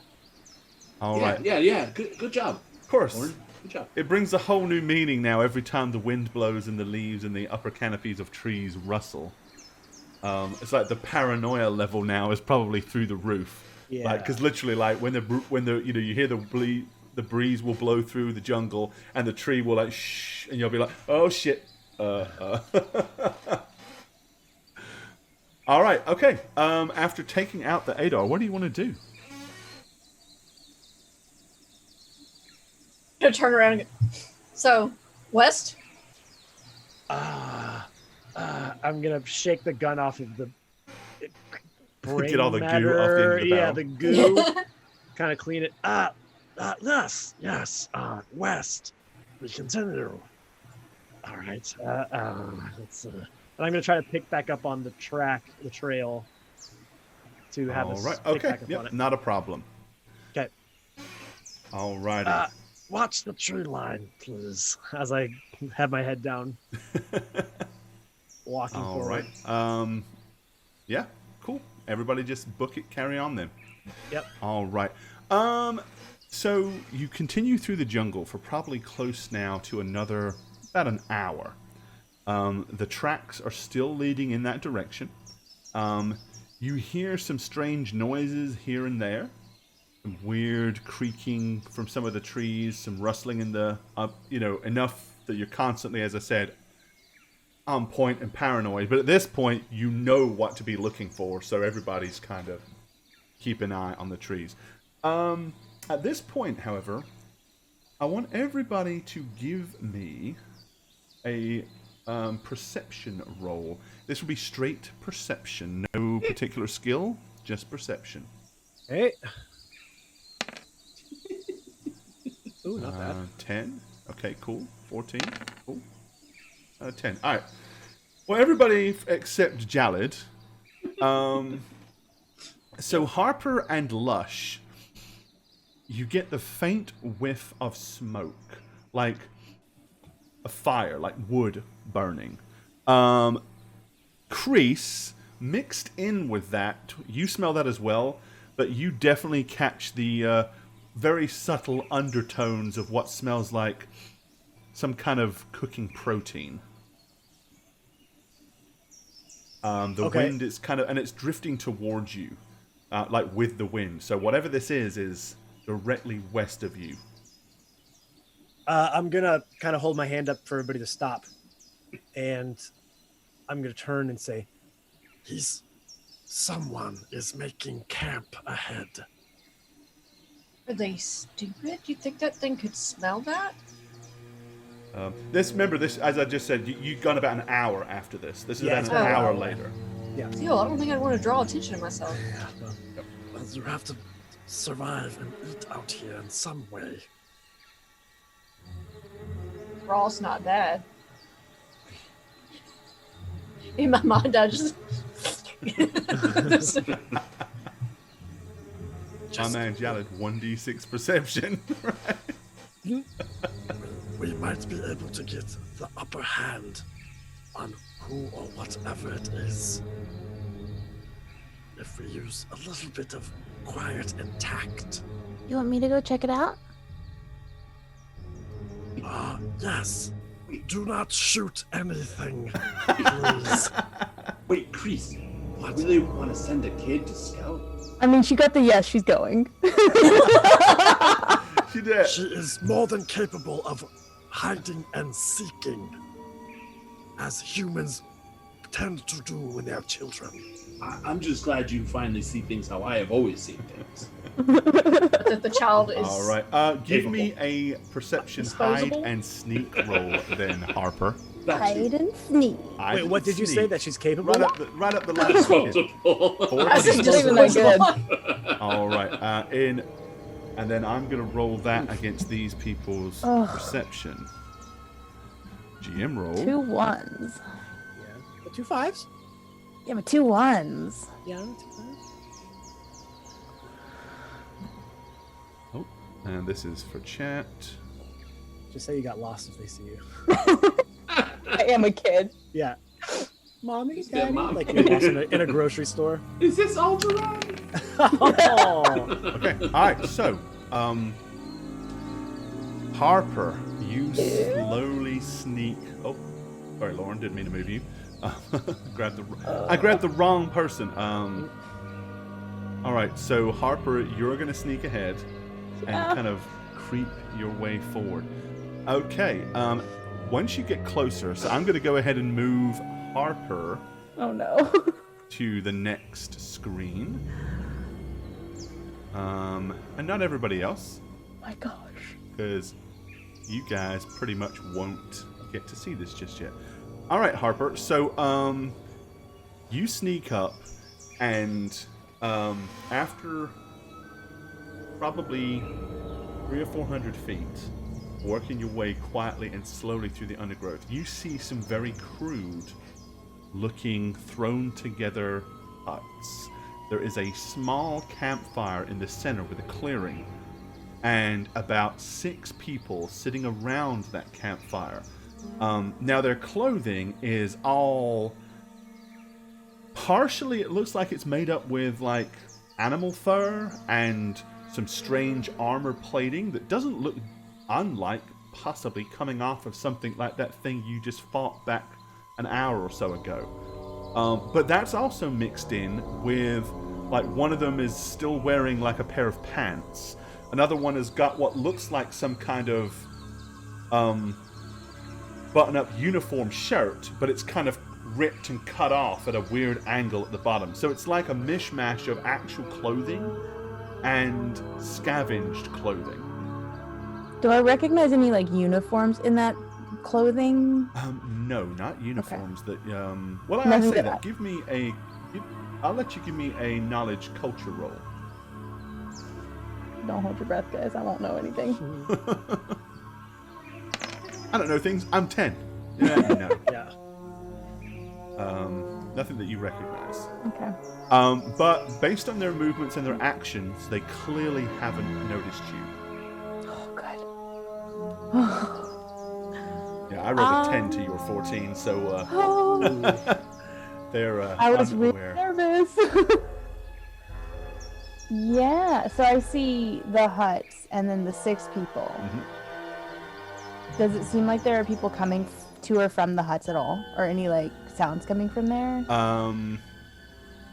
Give me another perception roll. Just perception. Yeah, because you're just kind of listening. Pretty much all you can hear is a faint crackling of the fire and low murmured discussions coming from these people. They're speaking some kind of humanoid dialect, but it's not one that you're familiar with. So, I mean, they're all human or humanoid, but they're not from the planet that you're from, probably by the sounds of it. All right. One of them kind of leans forward and give me a. Yeah, this is very appropriate, seeing as it's you. Give me a. Let's see. Starship repair roll. He basically leans was gonna be forward a with what knowledge looks like a roll. long metal poker or skewer that he's jabbing. 16. Okay. So what it is, it looks like the thing that he's using as a poker looks like a titanium support strut, the sort of thing that is typically found to brace the hull of a ship, like a starship. Okay. All right, I'm gonna sneak back. Okay, you think you've figured out enough? That's cool. Let's I mean- put you back. As much as she's gonna figure out, and as much as she probably wants to stay away from them without shooting things. Sure. Yeah, I mean, they were pretty hell-bent on the let's not shoot anything stuff, so. Yeah, I mean, she sometimes follows rules. Okay, we're just going to use this map temporarily, even though... Well, you know what? Here, let's just do this. There we go. Alright, so after what probably seems like a lot longer than it was, but about 15 minutes later, probably about as you're starting to discuss whether or not you need to go looking for Harper, he suddenly comes creeping back out of the undergrowth with an excited look on the face. Absolutely. Guys, there is a fire, and there are people there, and they've built these huts, and the people are wearing... I didn't recognize any of their clothes, but they're wearing clothes, but also armor made from stuff here, like from the creature we killed. The shell of it seems like armor. And they have a part of a spaceship, but they're using it in the fire, which I don't think is a very good use of the spaceship pieces. But that's what they're doing with it. They're putting it in the fire, and I really think we should get that from them. But there's 6 of them that I saw outside by the fire, and then there were 4 tents, and they look like they might be human, but I couldn't understand what they were saying. 6 of them. Uh-huh. Crease, But I could count. did it look like 6 people came through here? Or No. Definitely not. Unless they walked completely single file and step for step. No. They look like they've been living here for a while. Maybe not in this spot, but like in this jungle. So maybe You they should could, leave them alone. or they could be locals who could help us with the surrounding area. Their knowledge could be very valuable. We could tell them they could have that thing. Why don't we bring a peace offering? it was kind of far away. We'll tell them where it is so they can get it as a peace offering. I agree more with what Lauren first said. We should just leave him alone. I mean, if we're following one guy and he smelled the smoke or he heard them, he would go another way, right? Do the tracks go another way, Gore? No, the tracks seem to be heading in that direction. Nope. I mean, there's some logic to what, there's definitely some logic to what Jalad is saying, but the Sure. tracks don't back that up. Yeah. So you're saying the tracks go right to them? Correct. He's So- watching them, or maybe they are just friendly locals. Or they're scavengers who killed him and he's in one of those huts? Well, we still need proof he's dead.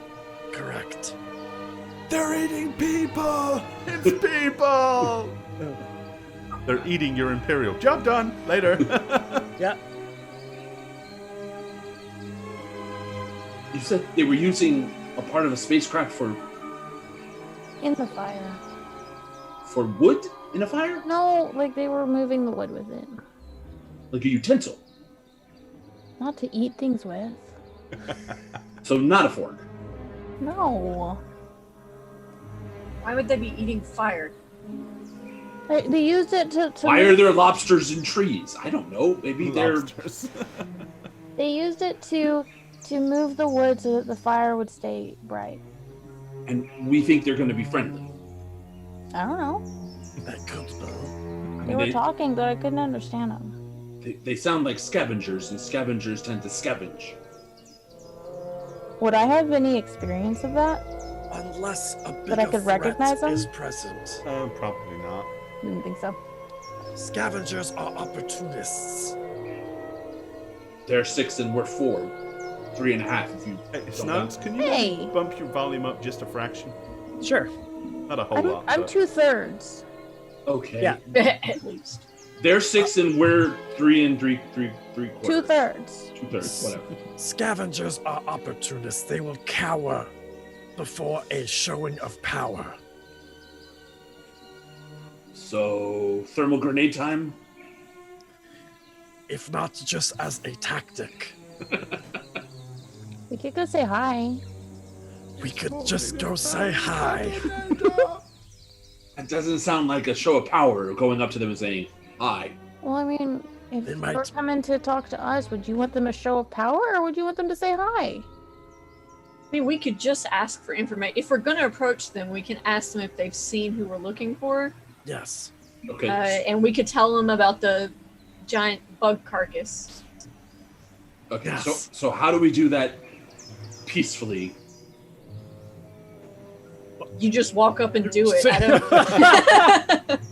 I don't know. That's you know. They didn't seem like they were gonna just kill everybody. Oh, you poor innocent child. Now you know if they were like Imperial, she would straight up kill him. Like she wouldn't have listened to the "don't shoot" part, but thankfully, Pew pew pew pew pew. hopefully she didn't recognize any uniforms, guys. Okay, I'm game. I'm game for this plan. Let's do it. All right, so you Excited guys about are all this gonna plan. just like Walk up to them and be like, stroll Proud to straight be a into part the of it. encampment. Harper's gonna hide. Okay, but everybody else is just gonna kind She of knows blase, just stroll up. I don't want to blase anything, but I'm following. Well, That's what I'm I'm not asking. gonna. I mean, I'm are not you- gonna come up with my weapon. Are you all out. sneaking up there, or are you just kind of moving up there? I guess is the question. Well, Is there I an think we- attempt to be stealthy, not to be seen, or are you just guys? I think it would be smart to be stealthy and then call out to them that we're there and that we're coming out and to not shoot, maybe. And maybe have one of us stay behind. It might be nice to know what they do when they hear us. That's what I We mean. could Maybe have, somebody. maybe who have someone could stay see them. behind. Like, oh, I don't know, with a big giant gun aimed at all of them. I just a thought. Yeah, because we want them to know that we're peaceful. Yeah, until they're not, and then the big giant gun can start shooting from who knows where in the woods. Harper's gonna hide in the woods too. Oh, Okay. okay. Lauren and I will take care of the front stuff then. All right, so Yeah, I'll be with Harper in the back with the big gun, ready well, to lay down. everybody make a sneak roll then, because you're obviously sneaking at some point until you get. Oh Jesus, sneaking isn't Lauren's thing either. That's Jeez, all right. you guys are. We're gonna want to be seen anyways. It's okay. Yeah. Yeah, Harper's pretty stealthy. Harper vanishes. Where is She's gone, guys. where is Sneak? And Jalid, you're like What's not the going roll right for into it. perception? You're, Hide, you're sneak is hanging under back a little bit, perception. right? You want to get close enough Oh, to hide. where I'm maybe looking at Sneak. Oh, that's Yes. not bad. you can at least make out the, And I the roll huts. that's But okay. oh, yeah, Yeah. okay, all right. So here's what we're gonna do. We're gonna go ahead and move you guys up to the edge of the clearing. So once you kind of get here, and I'm gonna leave Jalid off because Jalid's probably, Jalid's behind you guys just a little bit further back, but underneath a tree somewhere, just trying to get a clear Yeah. line of sight. And then Harper is probably tucked away here. All right. So you guys kind of move your way up to the edge of the clearing, to the closest tree that, like, once you break out of these trees, you're visible. So Lorne and Kreese, it's really down to you two. What do you want to do? Again, you can see them. They're all, as I said, they're same description. There's 6 of them. They're all kind of sitting around the fire on logs.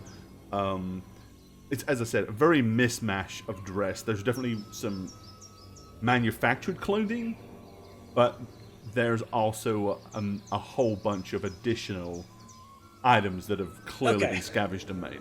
Seeing them, I'm gonna immediately think to myself, they're not gonna understand us. Are you saying that to me, or you're just thinking it? You I'm guys thinking do, it. You guys, Okay. the good news is you guys do have a protocol droid, which is a specialist at understanding and translating languages. The bad news Yeah, is it it's ain't about here. 2.5 hours away in a ship. No, I'm not gonna say it out loud. I'm just Annoying gonna the kind shit of look out at of Kreese like, R5D4 right now, probably. And they haven't messaged us. They're fine. Okay, I'm gonna call out. What are you going to call out? ouch. We can see you. We are coming out. We mean no harm. Okay, And then watch as to see soon what as their you reaction say is. that, they all kind of immediately jump up and scramble for weapons. Most of them grab kind of like what looks like makeshift weapons. However, this balding guy at the back that kind of like almost bulldozes over the fire to kind of get to the side, he actually is holding a heavy blaster pistol. And he kind of like points it in your direction, but obviously without firing at this point. But they're all either like holding like makeshift weapons, most of which do in fact seem to be partially metal. And a couple of them have also got some like natural things attached to them, but I'll give you more descriptions when you get closer. But immediately they're all like on alert. And one of them yells in your direction and makes a very threatening movement with a strange manufactured spear that looks like a big piece of metal with holes all the way down it. Again, probably some part of the structure of a ship. But it has been kind of like sharpened to a point. And he's kind of like yelling and screaming at you and holding it in a very threatening fashion.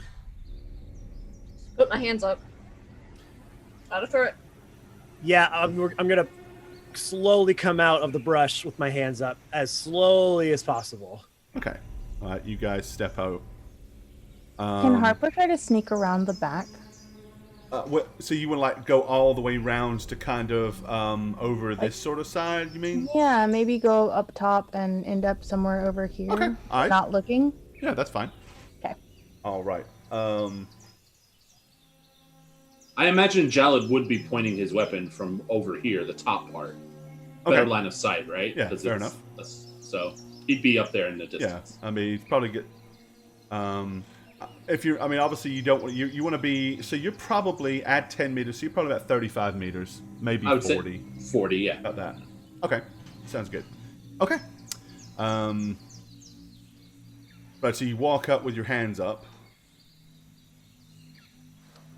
Again, the guy with the spear repeats it, and then the one holding the blaster pistol kind of moves up and takes a more prominent position and is like aiming it directly at you. And then he's like just beckoning like for you to come forward as he's pointing with the pistol.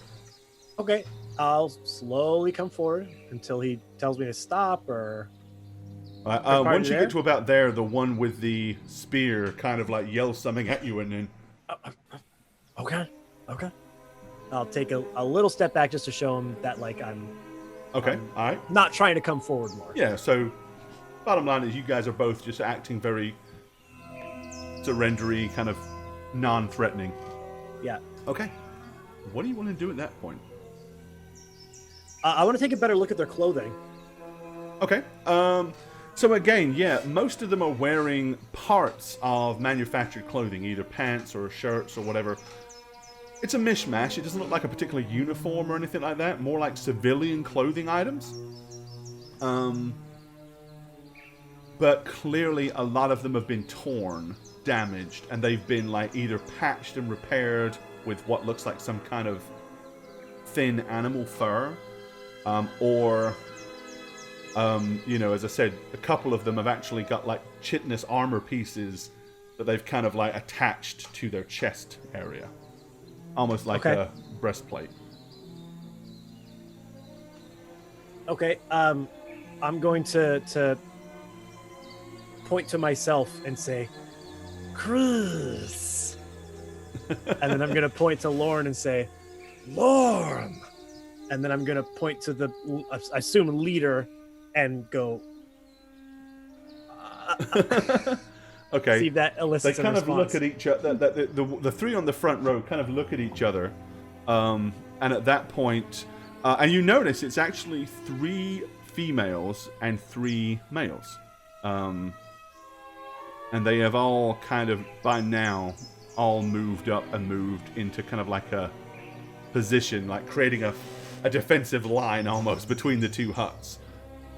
Meanwhile, Harper is skulking and sneaking around, and Jalad, as you adjust your scope, you've got a pretty clear line of sight between this tree and the edge of this hut. at probably just about all of them on the front line. Okay. The one with the spear, once again, kind of points the spear at you, and then, like, doing, like, a pointing downwards motion. He kind of looks at you, and he's like, Idenala! Idenala! And he's like, aggressively pointing at you. But not at my weapons, just us, yeah? So far, yeah. Okay, Yeah. I guess I'll get down on my knees. I turn and I kind of look down at Kreese and I go, yeah, I'm not doing that. Okay. As Kreese starts to get down onto his knees, he kind of goes, Ichne! Inala! Inala! I'm gonna point to the pistol on my hip. Alright, with that point, he's like motioning away from it. He goes, Inala!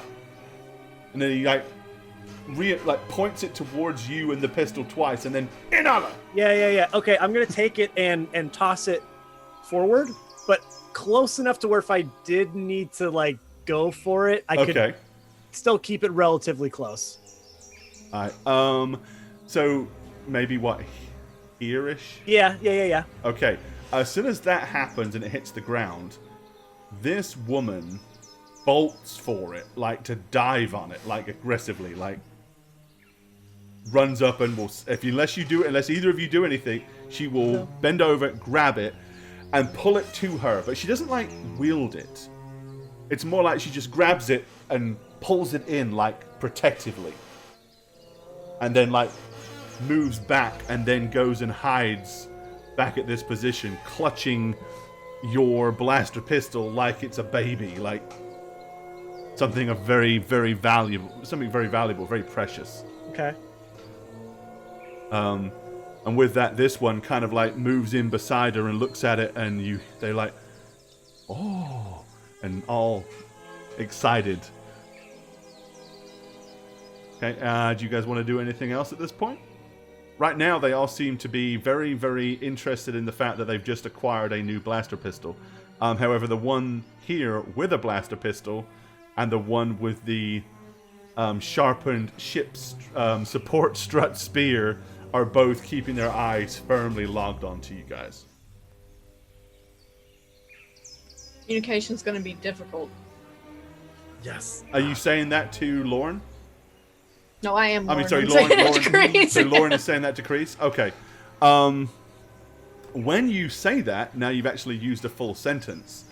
The one with the blaster pistol that's pointed at you, he says, not so difficult. Drop other weapon. Give weapon to floor. Give weapon to ground.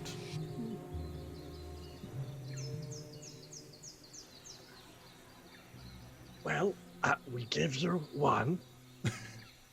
So, we have come in peace. So, now it's your turn to give us something. Yes. You give ground weapon first. Give weapon to ground. Okay, but Then we know safe. okay, but no one can touch it. I'll leave it there. And no one touches it. Alright, what do you want to do? So you're just gonna... What other weapons do you have that are visible? Just my two blasters. That's all I have. Alright, so you're just gonna kind of put the... Yeah, I'll put the other one down too. Alright, okay. What is Lauren doing with that big sharpened stick of hers? I'm not happy about this at all. I'm gonna take it and instead of throwing it like in front of me or like toward them, I'm gonna take it and just throw it out behind me. Like toss it somewhere behind you? Okay. Yeah, I mean, it's big enough and loud enough that you'll have a pretty good proximity of where it lands. It probably like hits this tree here and drops to the floor. Good thing I moved. You hear a ah! By now, Harper is probably here, hiding behind these trees and bushes, kind of watching everything. Okay, he looks at you and he says, "You come forth. You come this. And okay, as yeah. they do, as they kind of say that, the rest of them all kind of like move back to more, more comfortable defensive positions. I'd move. And the one forward. with the one with the sharpened chip strut kind of like points towards the log that they just vacated for you. Take a seat. Okay. With that, the one that has the gun seems to kind of get a little bit more relaxed. The other one is still holding the spear, but he slowly sits down on the log as well. And he looks at you and he says, You come here. You come from sky, or you come walk. We come from Sky. We are Okay. looking for someone. He turns to the guy that has the spear and says, Idonashkana Nala. And he looks at him and he goes, Oh. And he says, Oh, who it is you find? What was his name? Shit, I know we have it. Bob? No, Forget like a cool person. I don't take notes. No, I have it written down. Hold on. What about your data pad? I think I have it written down. Pretty sure I have it written down. All right. So Harper, you're definitely close enough to hear all this. Mm-hmm. Nobody is really aware that you are here. But, I mean, you're still far enough back that it's kind of a little quiet. But as long as they're talking above, as long as they're talking at a sensible level, you're able to kind of hear what's going on. Okay. Oh, she really wants to get closer. You can certainly try. You could try to sneak up behind this hut if you want.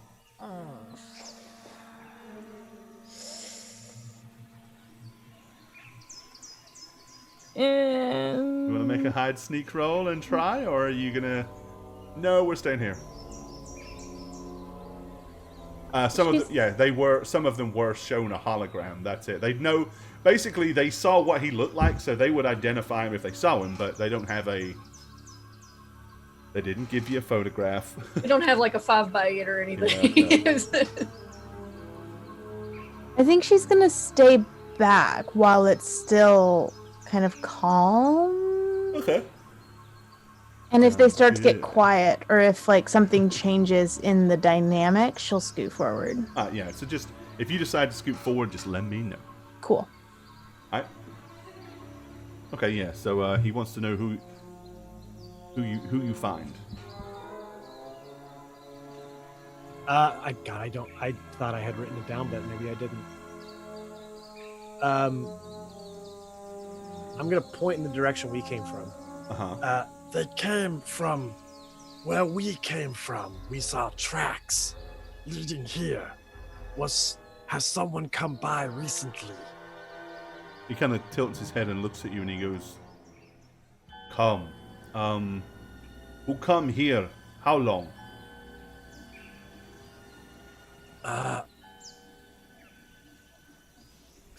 And then soon. you can see he's like noticeably frustrated as he like struggling to find words. Yeah.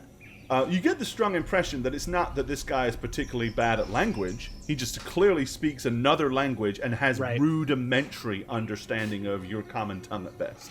Right. Someone come from there. Here, now gone.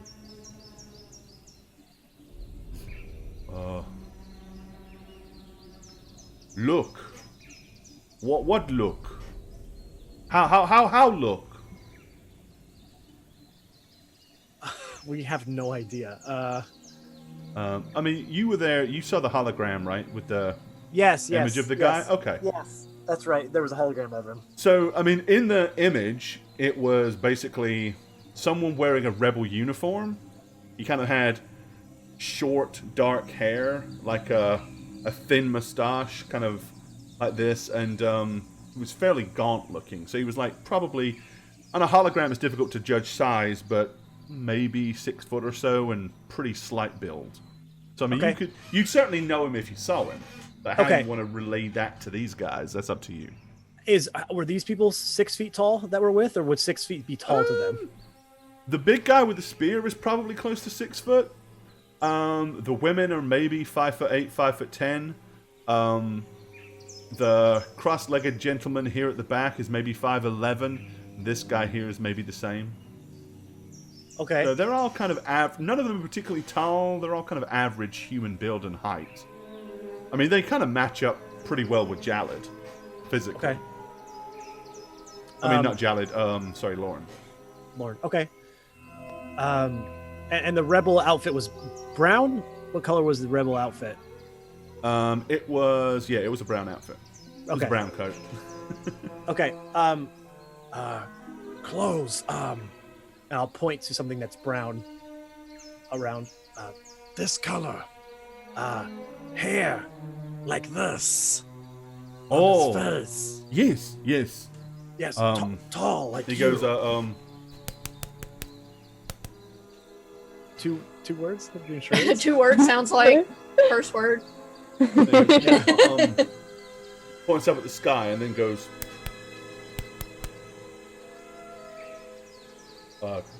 two. Two. Yes. Okay. Which way did they go? He's, and he points at the pistol that he's holding.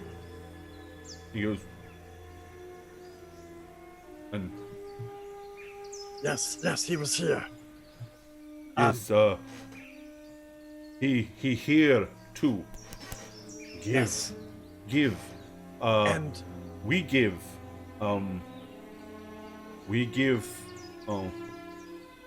Food. yes, Okay. yes. and tell,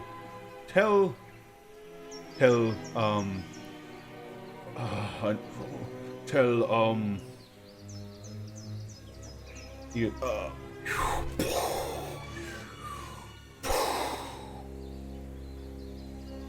Crash. and then and then he points at the huts and he goes, many, and then he kind of points northwest of here and goes, then points at the huts again and goes, many. Okay, it's like a big city. Okay. Told him where a city was. So we're going to a city. He goes, Yeah. first, then many. There was a crash and there was one person. Now there's a bunch. We Oh, they crash landed here. we from up come here. Now here. Yeah. That, much He like points at the nomadic huts tribes. and then Yeah. again points northwest. He goes, these many. So maybe not a big city, but just a lot of these He- little settlements. We speak he go then many.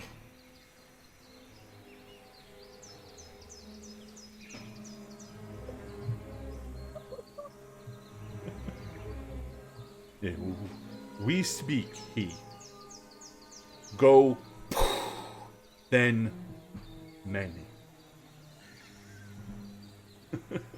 We speak he.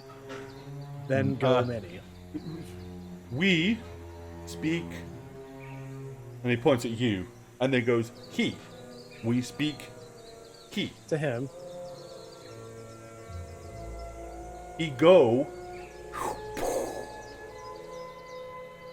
then many. To find many. He went to go find others. He. That's what my brain's doing right now. You, and he points at the girl holding gun. You know, he goes, you give. I take to. You give. I take 2. Crash site crash. Some kind of god.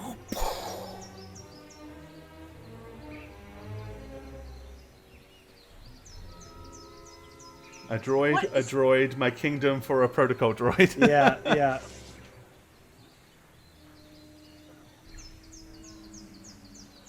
I don't know. Sorry, Lauren. I'm lost here. I'm trying. Right. I mean, Harper, you're obviously hearing this entire frustrating conversation. Oh yeah. Harper's like, yes, give it to him. But she's way back here. Give it to him, Grease. Let's go. Give what to him? The gun. He just I wants our did. gun. Are you gonna? Are you I have trying, no are you, more Are you guns to telling give. him that through the intercom? No. Oh, okay. I don't have a gun anymore. I They have both. Yeah, he's when he's saying that, he's pointing at the girl with the gun. the one you already gave him. And then he he's wants to saying, make sure he can say it. You Keep it. give. I take you. Oh, take us there? Oh. Which one is she holding? Whichever one you threw down first. Remember, she rushed forward and grabbed it up and Yeah. pulled it to her. I would have thrown my regular pistol first, probably, because I would have kept my other one in Yeah, case you, they you, wouldn't you have probably asked for would it. have kept your best gun, hoping they Yeah. wouldn't take it from you. Yeah. Yeah. Oh man, Harper, you're not going to be happy with me here when I get back to you. I don't think. I'm gonna have to have her gun back. He's gonna. I yeah. mean- Put a bullet on you. Sorry, kid. Harper be like, This? over my dead. It's not like body." it's yours.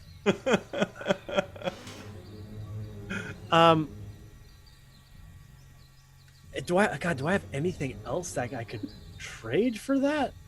Does it look like they have any medical supplies here? Who knows what's in the huts?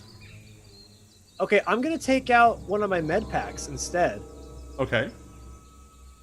and hold it and say. Because y'all have got 2 med packs, so you want to. And I had one from the beginning of the game too. Right. When we So first started. okay. So you want to hold. Yeah. So you're going to bring a. Jalad med pack has the out. other 2. Yeah. So you can bring Yeah, a but med that's pack out. Okay. Yeah, so They I have all my kind one of that I like had immediately the their whole eyes time. go and bulge and you're like, and they look at each other. Yeah, and I'm gonna unzip it and really show all the goods inside.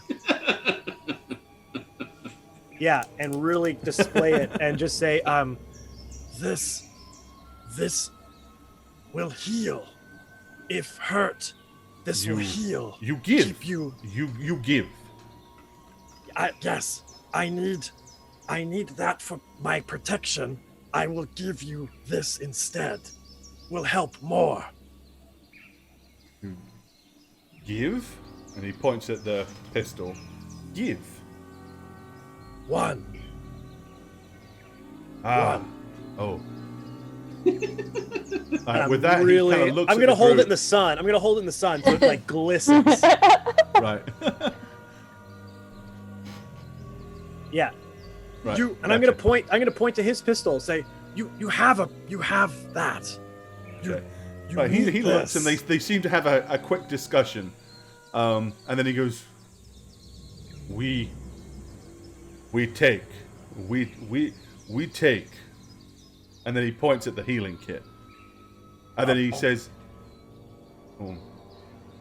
Igulala. Igunala. And which point the girl holding the gun kind of looks at him and goes, Igulala. And she tosses you your gun back. I'm gonna catch it and try my hardest not to clutch it so close to me like it was my own. yeah. I'm gonna play it cool like it wasn't that You played important with it and to put safety it back and then lock up the med pack and give it to him. Alright, he takes it and he kind of tosses it back to the women at the back, and they immediately grab it and sort of open it up and start looking through it and see what's in there. Okay. He goes, You eat. You hungry. Eat. Yes, there are more of us. Safe. More. Yes, More. out. More. Yes. Is. How? Is. I'm just gonna point like to right out of the area. Okay. Friends. He starts looking kind of in the direction you're pointing to, like he's trying to see if he can see anything. I'm gonna yell out to him. Okay. I'm gonna yell out to them to come out slowly and everything's okay. Come It's out. fine. It's Come fine. out. Yes. Come on, children. Come out. Wherever you are. Okay. Yeah, I'm gonna call him out. I'm gonna emerge from this north part with my gun kind of holstered, like put in the strap behind my back, hands Okay. up. I'm just gonna show Walking up. with your strap on your back. Gotcha. Yeah. Okay. I'm just gonna with both hands. All right. They kind of. He goes. Oh. Is.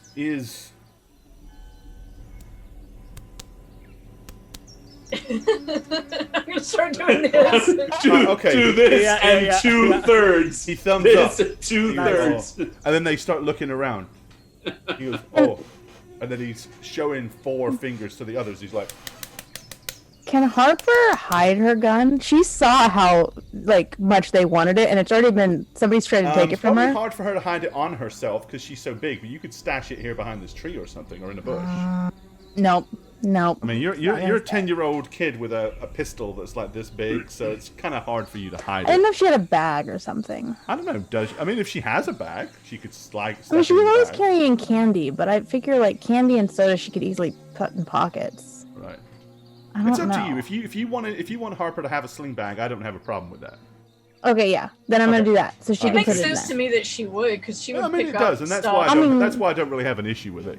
So Because Okay. she's the leader of the group. yeah, you like to grab stuff. So and you're not, Okay. So you Okay, grab so she's yourself gonna put that. stash the pistol down in the bag and okay. Can she pull out her candy and be eating it while she's walking out? All right. Yeah, that's unassuming. She assumes that's the way to go. Jolly Rancher. Jolly Rancher. I'm thinking Skittles, Cherry. brightly colored, chewy candies. All right, there you go.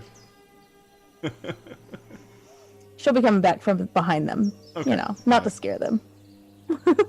The 2 women kind of look and they're like, oh. As Harper comes out. And one of She's them probably- immediately gets up, gets a metal cup, and then goes and scoops it into whatever the mixture is. And then she's like, eat it? To Towards me? Harper.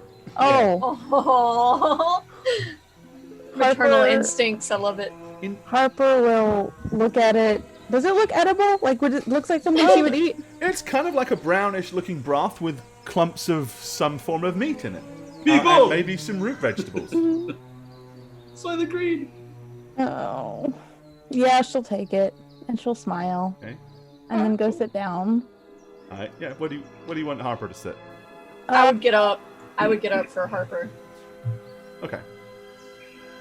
She'll hand out candy too. They go and hand them all a piece of candy. Ooh, piece of candy. Ooh, piece of... She will. She's been handing everybody candy, so she would Okay. absolutely hand candy out. All right. They all kind of take it and they happily eat it. It's probably been a while since they've had anything that was processed. Okay. He looks and goes, eat. You eat. Da.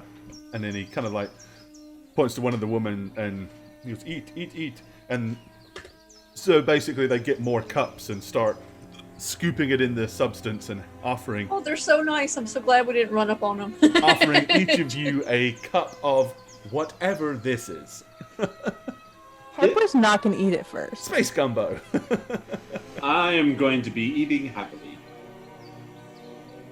Alright, okay. Harper's super picky though. She really only likes candy. Tastes like chicken.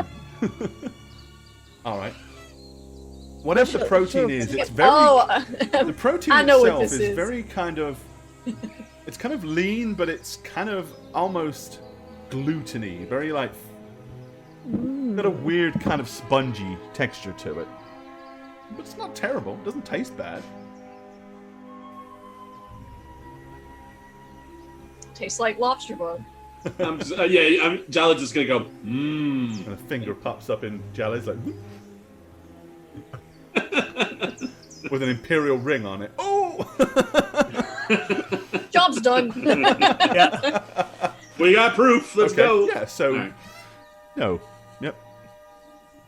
Yeah, anybody that wants it, it's perfectly edible. I mean, as I said, if anybody's got a issue with strange textured food, it's a little weird on the texture, but beyond that, tastes good. Probably They Harper. seem very happy with any of you that are eating. She'll eat it, but she's not gonna like it. She'll eat her candy right afterwards. Yeah, I mean, there's probably some mushrooms or funguses floating around in there, as well as you know, I mean, as she's I said, like 11. proteins She's and- not a big fan of this. all the kinds of things kids don't eat are in this. Right. Green things and. Okay, all right, yeah. So you all get to eat some of the food. What do you want to do? I mean, as it stands, none of you seem to be able to really have a conversation with anybody except this one guy, and even that is a bit of a whipping. So, I guess the only thing I'd ask is, when will we go? Now or tomorrow? go To when? Eat go, eat go sleep, or go. Eat go.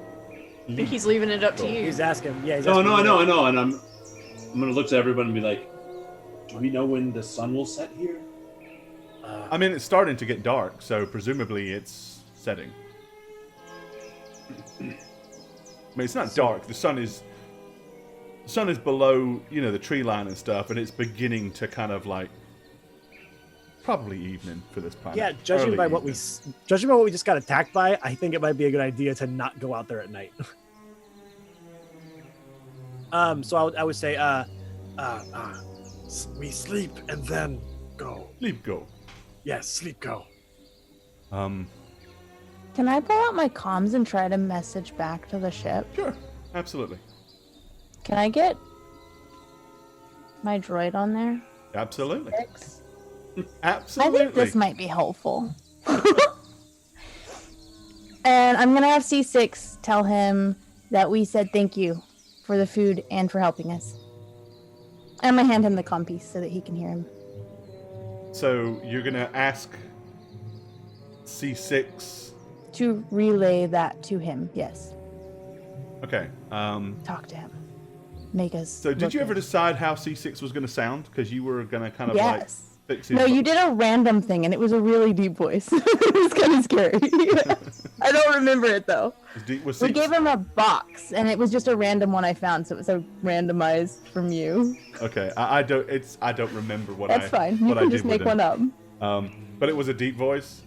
I think it. Do you guys remember it It was at all? deep and sexy. It was a Barry White kind of voice, you know. Oh, was that? It was.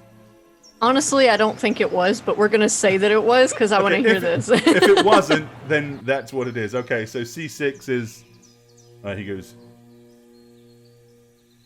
It sure would help if I understood which language they were speaking.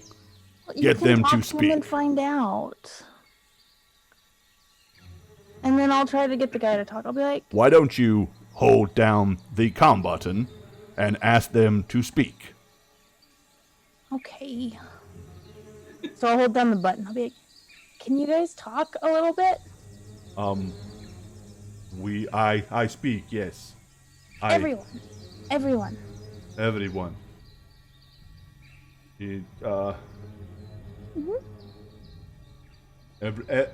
I'm gonna hold it up like you know how we hold up phones to people Okay. to translate stuff. I'm gonna say like the words that they were saying earlier, so like the anali and all this other stuff, and start trying to say Okay. the words they were using. Once you say that, they start to get the gist and they start speaking. And then C6 says, And then he says, "What do you wish me to say to them?" They you can are tell them- Gorillian. What does that mean? From Gorillian sector. They speak Gorillian. Okay. Are they nice? I am not with them. I do not know if they are nice. Okay, well, can you tell them thank you for the food and for helping us? Okay, and you're holding the... Okay, so yeah, he kind of says, Idonishka Gandestanolos. Idonishka Gandestalanos. And they're all like, oh, and they all start smiling and nodding. Oh, yeah, Ganishka. Look, I'm the favorite, guys. Okay, I just want to point that out. So, yeah, I mean, with bottom line is, with the microphone and C6 and them right here, you can use your translator droid. He will do whatever you... I mean, he can do that. It's hard to get used to the fact that you have comms in this game. Things can be Really, done. like it hit me as we said, and I was like, wait, we can just radio back to their ship, right? Because they're supposed to radio if something So happens. for all intents and purposes, if you want to talk to these people in a better... with a better conversation, using that, we can basically assume that because C6 is not going to misinterpret anything that they say, so he'll literally tell you what they say word for word, and he'll relay word for word what you say. Cool. So Thank you. is there anything you want to ask them or say to them now that you can actually converse with them on a more sensible versus rudimentary level? I'm sure that was highly amusing to Harper earlier one time. He's sitting there thinking, if only my protocol droid was here, this would not be a problem. I mean, but we knew that they had comms for my protocol droid because I told him to get in touch. I guess one of the questions would be what the hell happened to you and the people to the Okay, northwest. so basically, because obviously it is C6 that's relaying it to you, so C6 says, they said they crashed. They had a malfunction on their ship, and they lost control and crashed here. They have scavenged as much of the ship as they can. They are now stranded here. They have been stranded for three years. 3-year cycles. How many total? Or Okay. surviving? Their original crew was 12. 7 survived the crash. 1 died shortly afterwards from excessive wounds. And why are you 6 far away from the other place, the crash? The crash site brought too much attention. Many things kept coming to the crash site, so they salvaged as much from the crash site as they could and used it to set up here.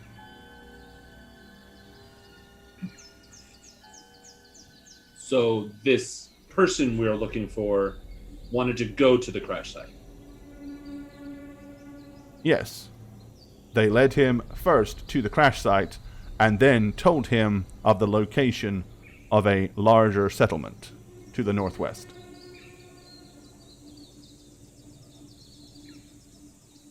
Was he a nice person to you? He gave us this blaster pistol to help protect us in exchange for the information.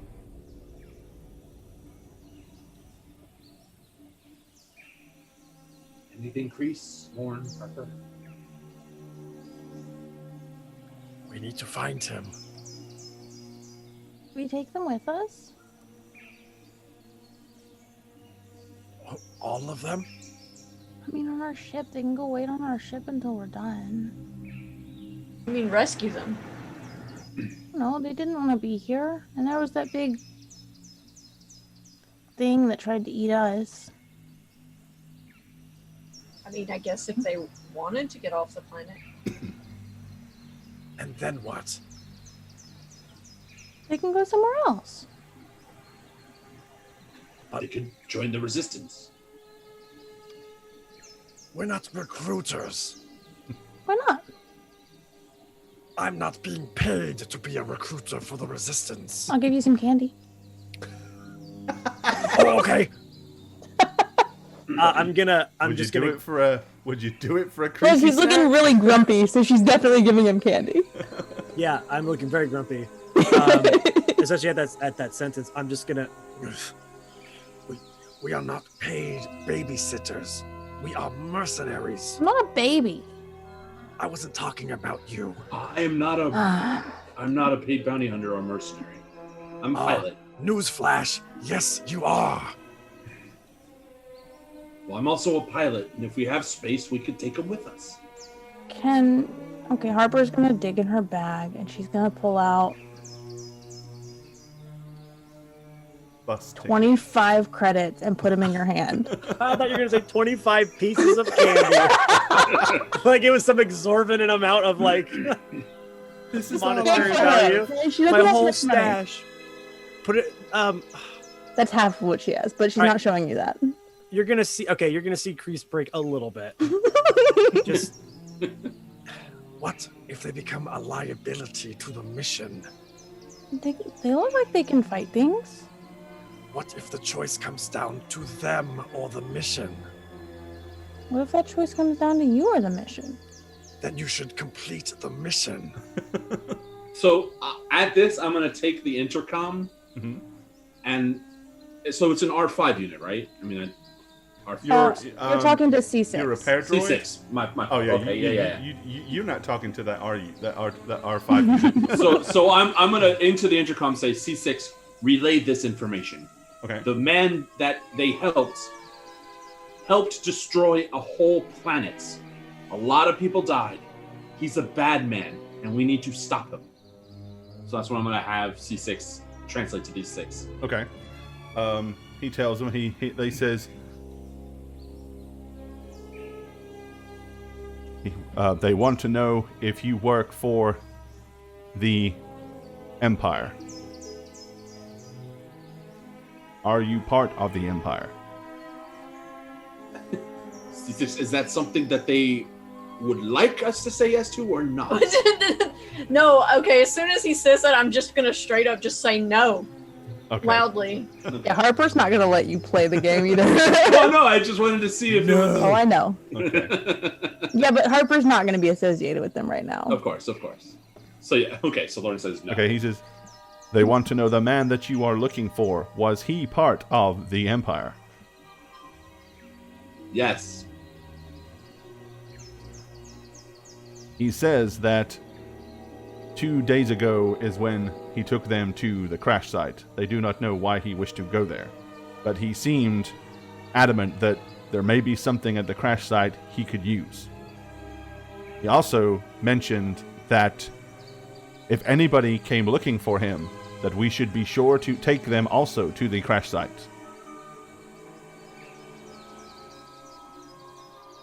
Well, that doesn't sound good, guys. From there, we were to tell him how to find the settlement.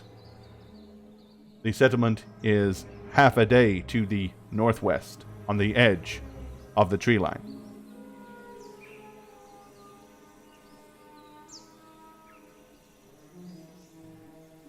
If you need to find this man urgently, you could be there at the settlement by morning. He is willing to take you to the crash site and then give you directions to the settlement tonight if that is what you wish.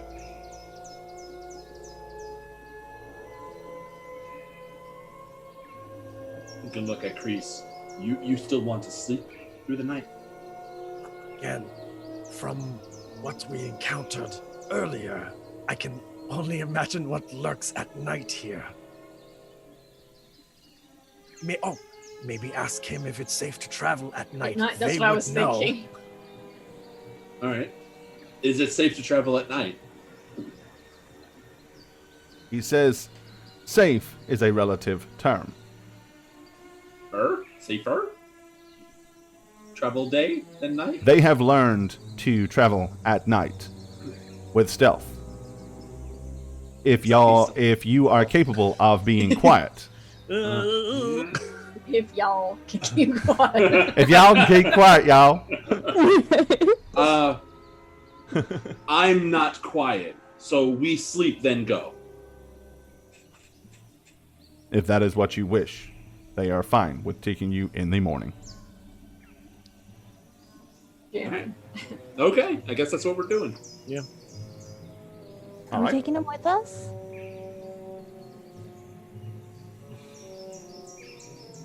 Why don't you just ask if they even want to come with us first? Harper, go ahead. I'm gonna hand the box to her. Okay. Yeah. Do they want to come with us when we leave? All right. So C6 asks them that, and immediately they all leap up and start nodding and rushing to their tents and grabbing stuff and pulling it out like they're ready to go now. It would appear that they are enthusiastic about the idea of leaving the planet. I told you. Okay, I'm not surprised they want to leave. You told me to ask. That means you have to take them now. That is not how that works. I just wanted to know so that I could have the satisfaction of telling them no. Yes. So I paid you. You have to do it now. Yeah, if if Kreese does say that, I'm just gonna cross my arms and be like, you shouldn't have let her ask them. I mean, she paid him. She's like straight up Okay, so at that point, mercenary. one of the women comes out and goes, and holds up what looks like a massive blue sapphire and a collection of other smaller blue sapphires. we're Goonies. And starts she like handing them offering to? them and saying something to the intercom. D6 says, apparently they have the means to pay for transportation off of this planet. So looking Harper's at, gonna look so smug. so seeing Harper, I'm gonna into the intercom say, we sleep, we go, we find Batman, we come back, we all leave. Okay. Good. So let me go ahead and get. Let's see. What would this be? Give me a knowledge streetwise roll, Kreese. Something I'm actually decent at here. Streetwise, because I got my street smarts. Hiya! Could you Not pull bad, off not bad. 10? Okay, exactly. Woo. Best guess? She's probably just offered you about 500,000 credits worth of jewels. Holy shit! If they are legitly what you think they are. That sounds like a gamble I might have to take.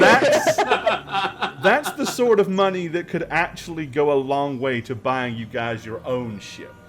Like, this is serious wealth. Like, Tell me she's handing it to Harper because that would be great. No, nobody hands the kid jewels. I know. they put them in. Here, they just put them into slingshots and use them to fire at things because, you know, they're nice and pointed and sharp. Yeah. I mean, they're not polished and cut like this one, but they are raw. Yeah. But there is one that is that side. I mean, these are raw rocks. Obviously, these are. They found these somewhere. Yeah, I'll look back at Jalad again and kind of reiterate. We all leave after the mission is done. Yeah, the mission. We'll do it. Sure. Yes. Mhm. Sleep, go, bad guy, back. Leave all of us. Would you actually like me to relay that for you so that they can understand it?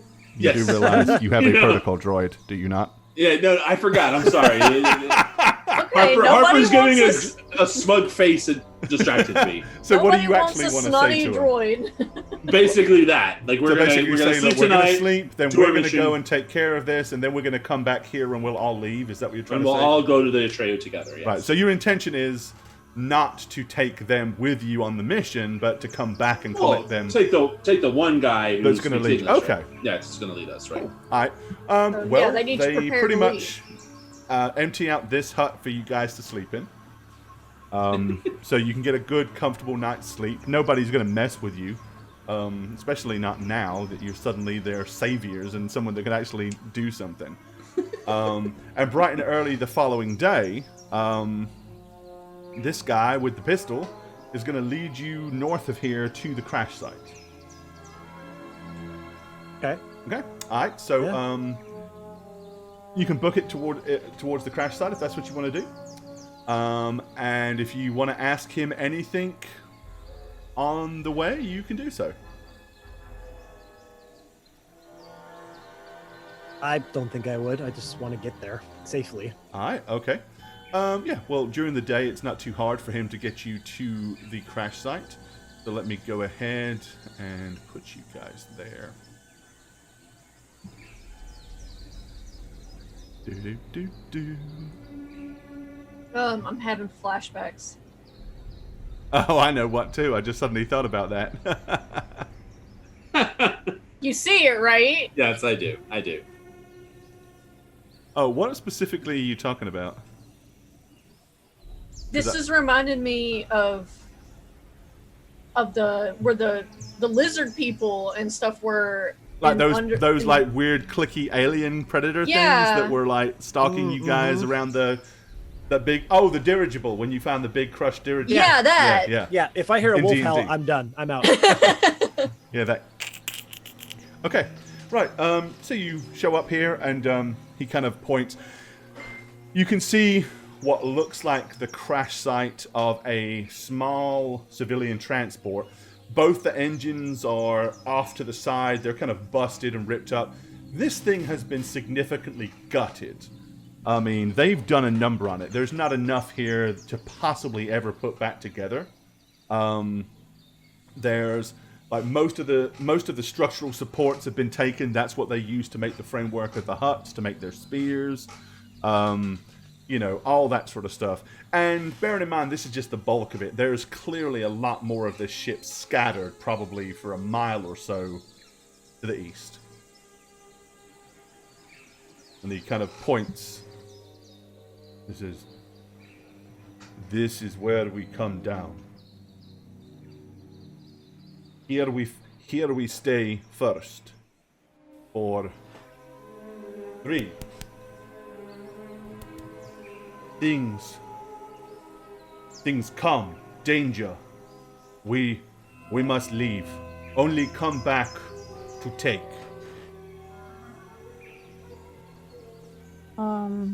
I'm gonna message. We bring Imperio to here. We bring to here. From here, and then he kind of points northwest. Go this. For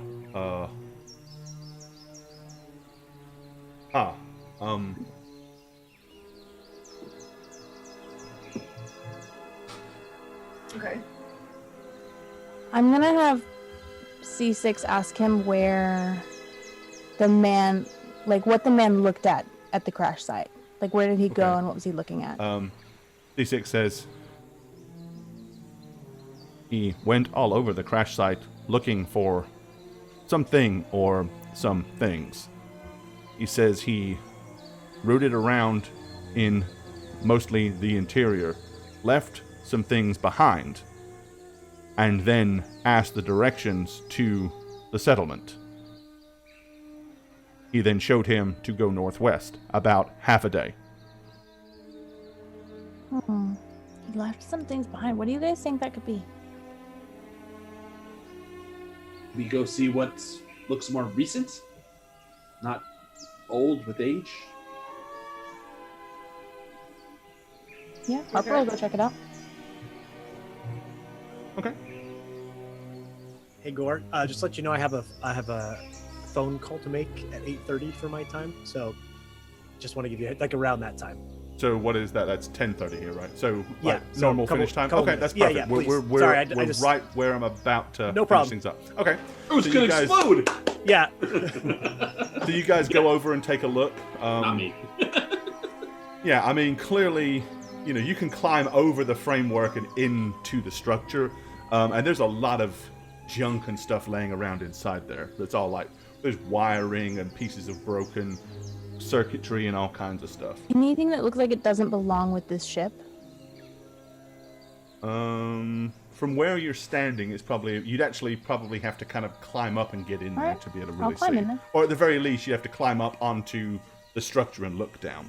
Okay, let's do that. Let's just not be reckless. Alright, Let's okay. climb on the structure. Give me a search roll, DC 15.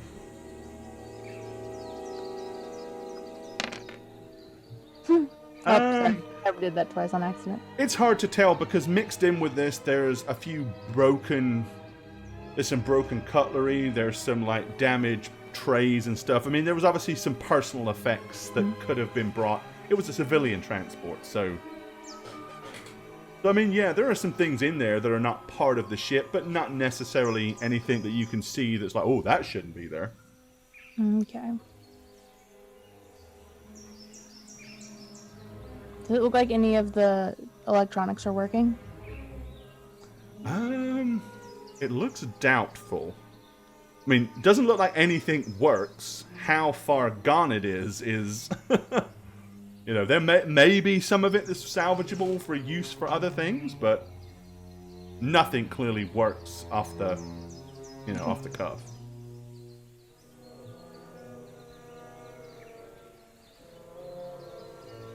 I guess we should just go to the big settlement. Let's see. Lorne, you're kind of just standing back, like just kind of keeping an eye on Harper. Yeah, I mean, I don't really know what I'm looking for, technology and all of that stuff, so. Harper's... Harper's gonna loudly say, we should just head back to the ship and get off the planet. She says that loudly? Loudly. Why? What did you find? I didn't find anything. There's nothing here. And she's gonna hop down. Okay. But she's gonna head the right direction. Like, she's not going back to the ship.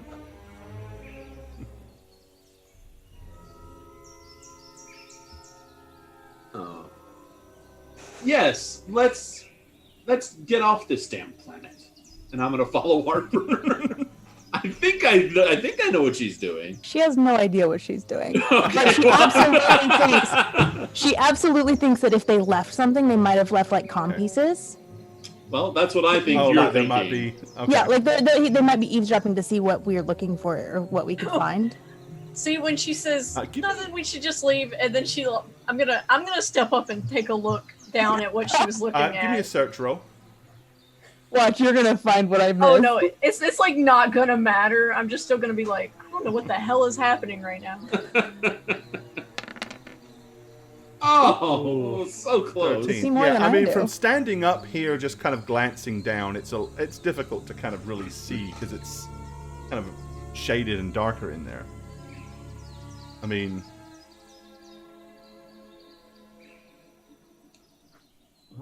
Seeing Harper. So from just Isay's just standing there and like, looking down. I'm assuming you're initially doing what Harper's did, like climb up onto the framework and peer down into the hull of the ship where all the stuff and debris is scattered. You say that it's kind of dark down there. I mean, yeah, only because, I mean, it's the metal hull of a ship that there's a big section ripped out of. So you can see down there, but it's kind of shadowy. So, you know, you can't see as clearly. I mean, if you kind of imagine looking down into like maybe a 7 or 8 foot metal dumpster, and it's littered with crap, and you're just staring at the top peering down, kind of I'm gonna tough take my staff and kind of see if I can reach some of the stuff and move it around. Okay. Yeah, you start moving stuff, and as soon as you knock off this large kind of piece of tin or metal, probably titanium, on the top and flip it over, underneath you actually see what looks like a small pouch, like that's sitting there, but it's not like the strap is laying on top of it, so it doesn't look like this was something that was here. It looks like somebody placed it and then laid this on top to try to hide it. Hey, I'm gonna try to balance it on my staff and pick it up. Okay, not a problem. You do so. As the bag lifts up, you hear a ching, Oh shit! and a small metal ball flies up into the air. Like, you guys all suddenly see a metal ball about yay big around with a little red dot on it that's going beep, beep, beep, beep, beep, beep, beep, beep, beep, beep, and it's flying straight up out of the hole. And it was like set up on like a little counter-weighted booby trap. So yeah, as the incendiary device flies straight up, and Lauren is like, that is the perfect place for us I couldn't just leave to it alone. stop it. All right, there we go. Yeah, No, I now had a it's feeling- now it's time for Lauren to see if he can imitate Babe Ruth and just nail it. Oh, Hey, yes. Hey, that's good not idea. the stupidest idea I've heard. Yeah. Alrighty. Yeah. I mean, why would the Imperial guy say, if anybody comes looking for me, make sure you bring them to the ship? And yeah, someone's covering their ass. Yeah. So anyway, there we go. All right. So quick Q&A, very, very quick, because Snugs has to dive out of here. If you need to go, Yes. buddy, Yeah, would you mind shuttering I'll me? shutter you, and you go do what you got to do. And Thank you, guys. We'll see you on Monday, everyone. you are player one. Player one. Close the blast doors. Close the blast doors. Okay. Player one. He looks way too pleased at that. Hey, you didn't have to fuck with it. It's the Star Wars version of don't pull this lever. Alrighty. Okay. Yeah. Anybody got any questions you want to throw at us? Let me know. Night sass. All right. Too late. Damn. What's your favorite poem? Yep, you missed it. You missed him. I'll answer it. It's Baba Black Sheep. Is that yours or his? No, that's Snugs. Okay. Yeah, he's fond of the classics. So what we're going to do, as soon as you guys don't have questions for us, we've got some things to tell you. So the first thing is, let me find my notes. So on the 10th and 11th of October, 7 p.m. Central Standard Time, there will be a broadcasting of a theatrical performance, a play called The 12-Pound Look. It's written by James Matthew Barrie, who is the same author as Peter Pan. And it is being put on by a theatrical group that's going to actually stream it live on Twitch. And Nick Nat is part of that cast. So there's a couple of things you guys can do. This is the Twitch channel that it will be on. So if you want to follow that to get an update, you can. But otherwise, it's going to be the 10th and 11th of October at 7 p.m. Central Standard Time. You can go there. You can also go to the website, which I think is www. Is it castudio.com? CA Studio LA, I think. Yeah, CAStudioLA.com.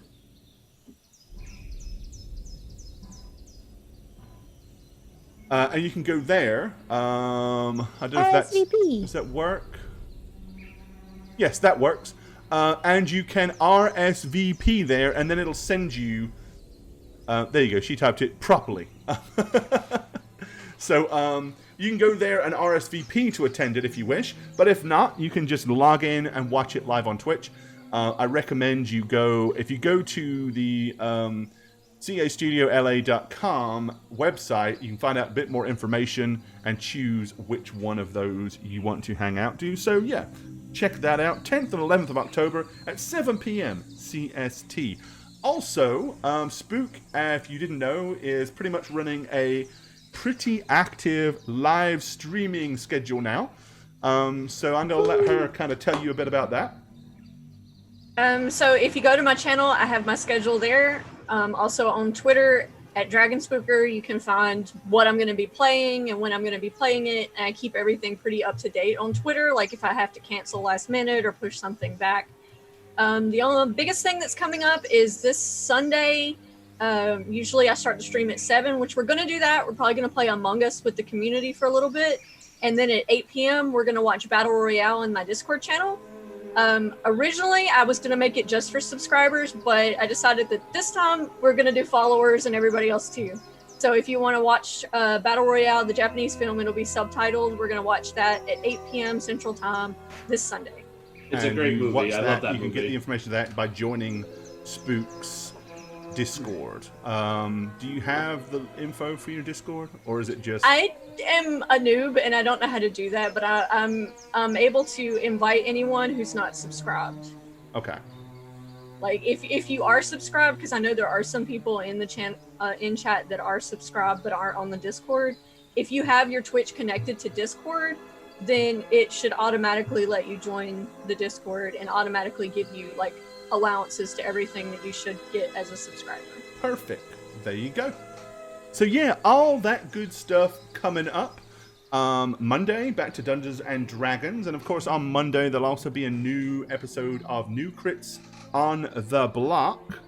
Will be dropped for your podcasty goodness. So you can catch Snugs and Chris Tactics on a new episode of that on Monday. So all this great new content we've got for you guys to check out, throwing it at you from all different angles.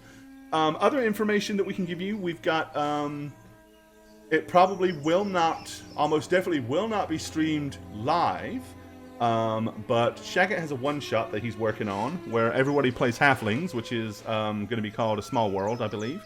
So that, once we've done that, and played that, if it's not a cluster, then it will probably end up on YouTube, or somewhere for everybody to watch it, so that'll be a thing. And bottom line is, you know, I don't think he minds me massing. He's not DM'd before, he wants to kind of get his feet wet, and he doesn't necessarily want to do that live for the very first time he ever does it. But if it goes well, then maybe after that we might be able to con him into doing some live stuff. Also, Nat has a fun game that she wants to try out with us, and if that works well, then that might be something we also live stream. So, you know, we'll see. So there could be some other additional stuff coming your way. But anyway, thanks to everybody that hung out with us. Very much appreciated it. Thanks for all our subs and resubs and anyone that followed tonight. We've had a blast. I hope you did too. We're going to get out of here. But other than that, y'all have a fantastic weekend. Anybody else want to throw anything out before we bug out? No. No? We're good. We should play Among Us sometime. Well, I think most of us have it downloaded, so we are game for that as well. We are definitely game for that. So yeah, and if you're not busy at 7 p.m. Central this Sunday, come play with us. Yep, there you go. So Spook will be playing. That'll be over on Spook's channel, 7 p.m. Sunday. Playing some Among Us first, and then going on to the Discord for a movie watch. So cool beans. All right, guys, y'all take care. We will see you soon. Bye, y'all.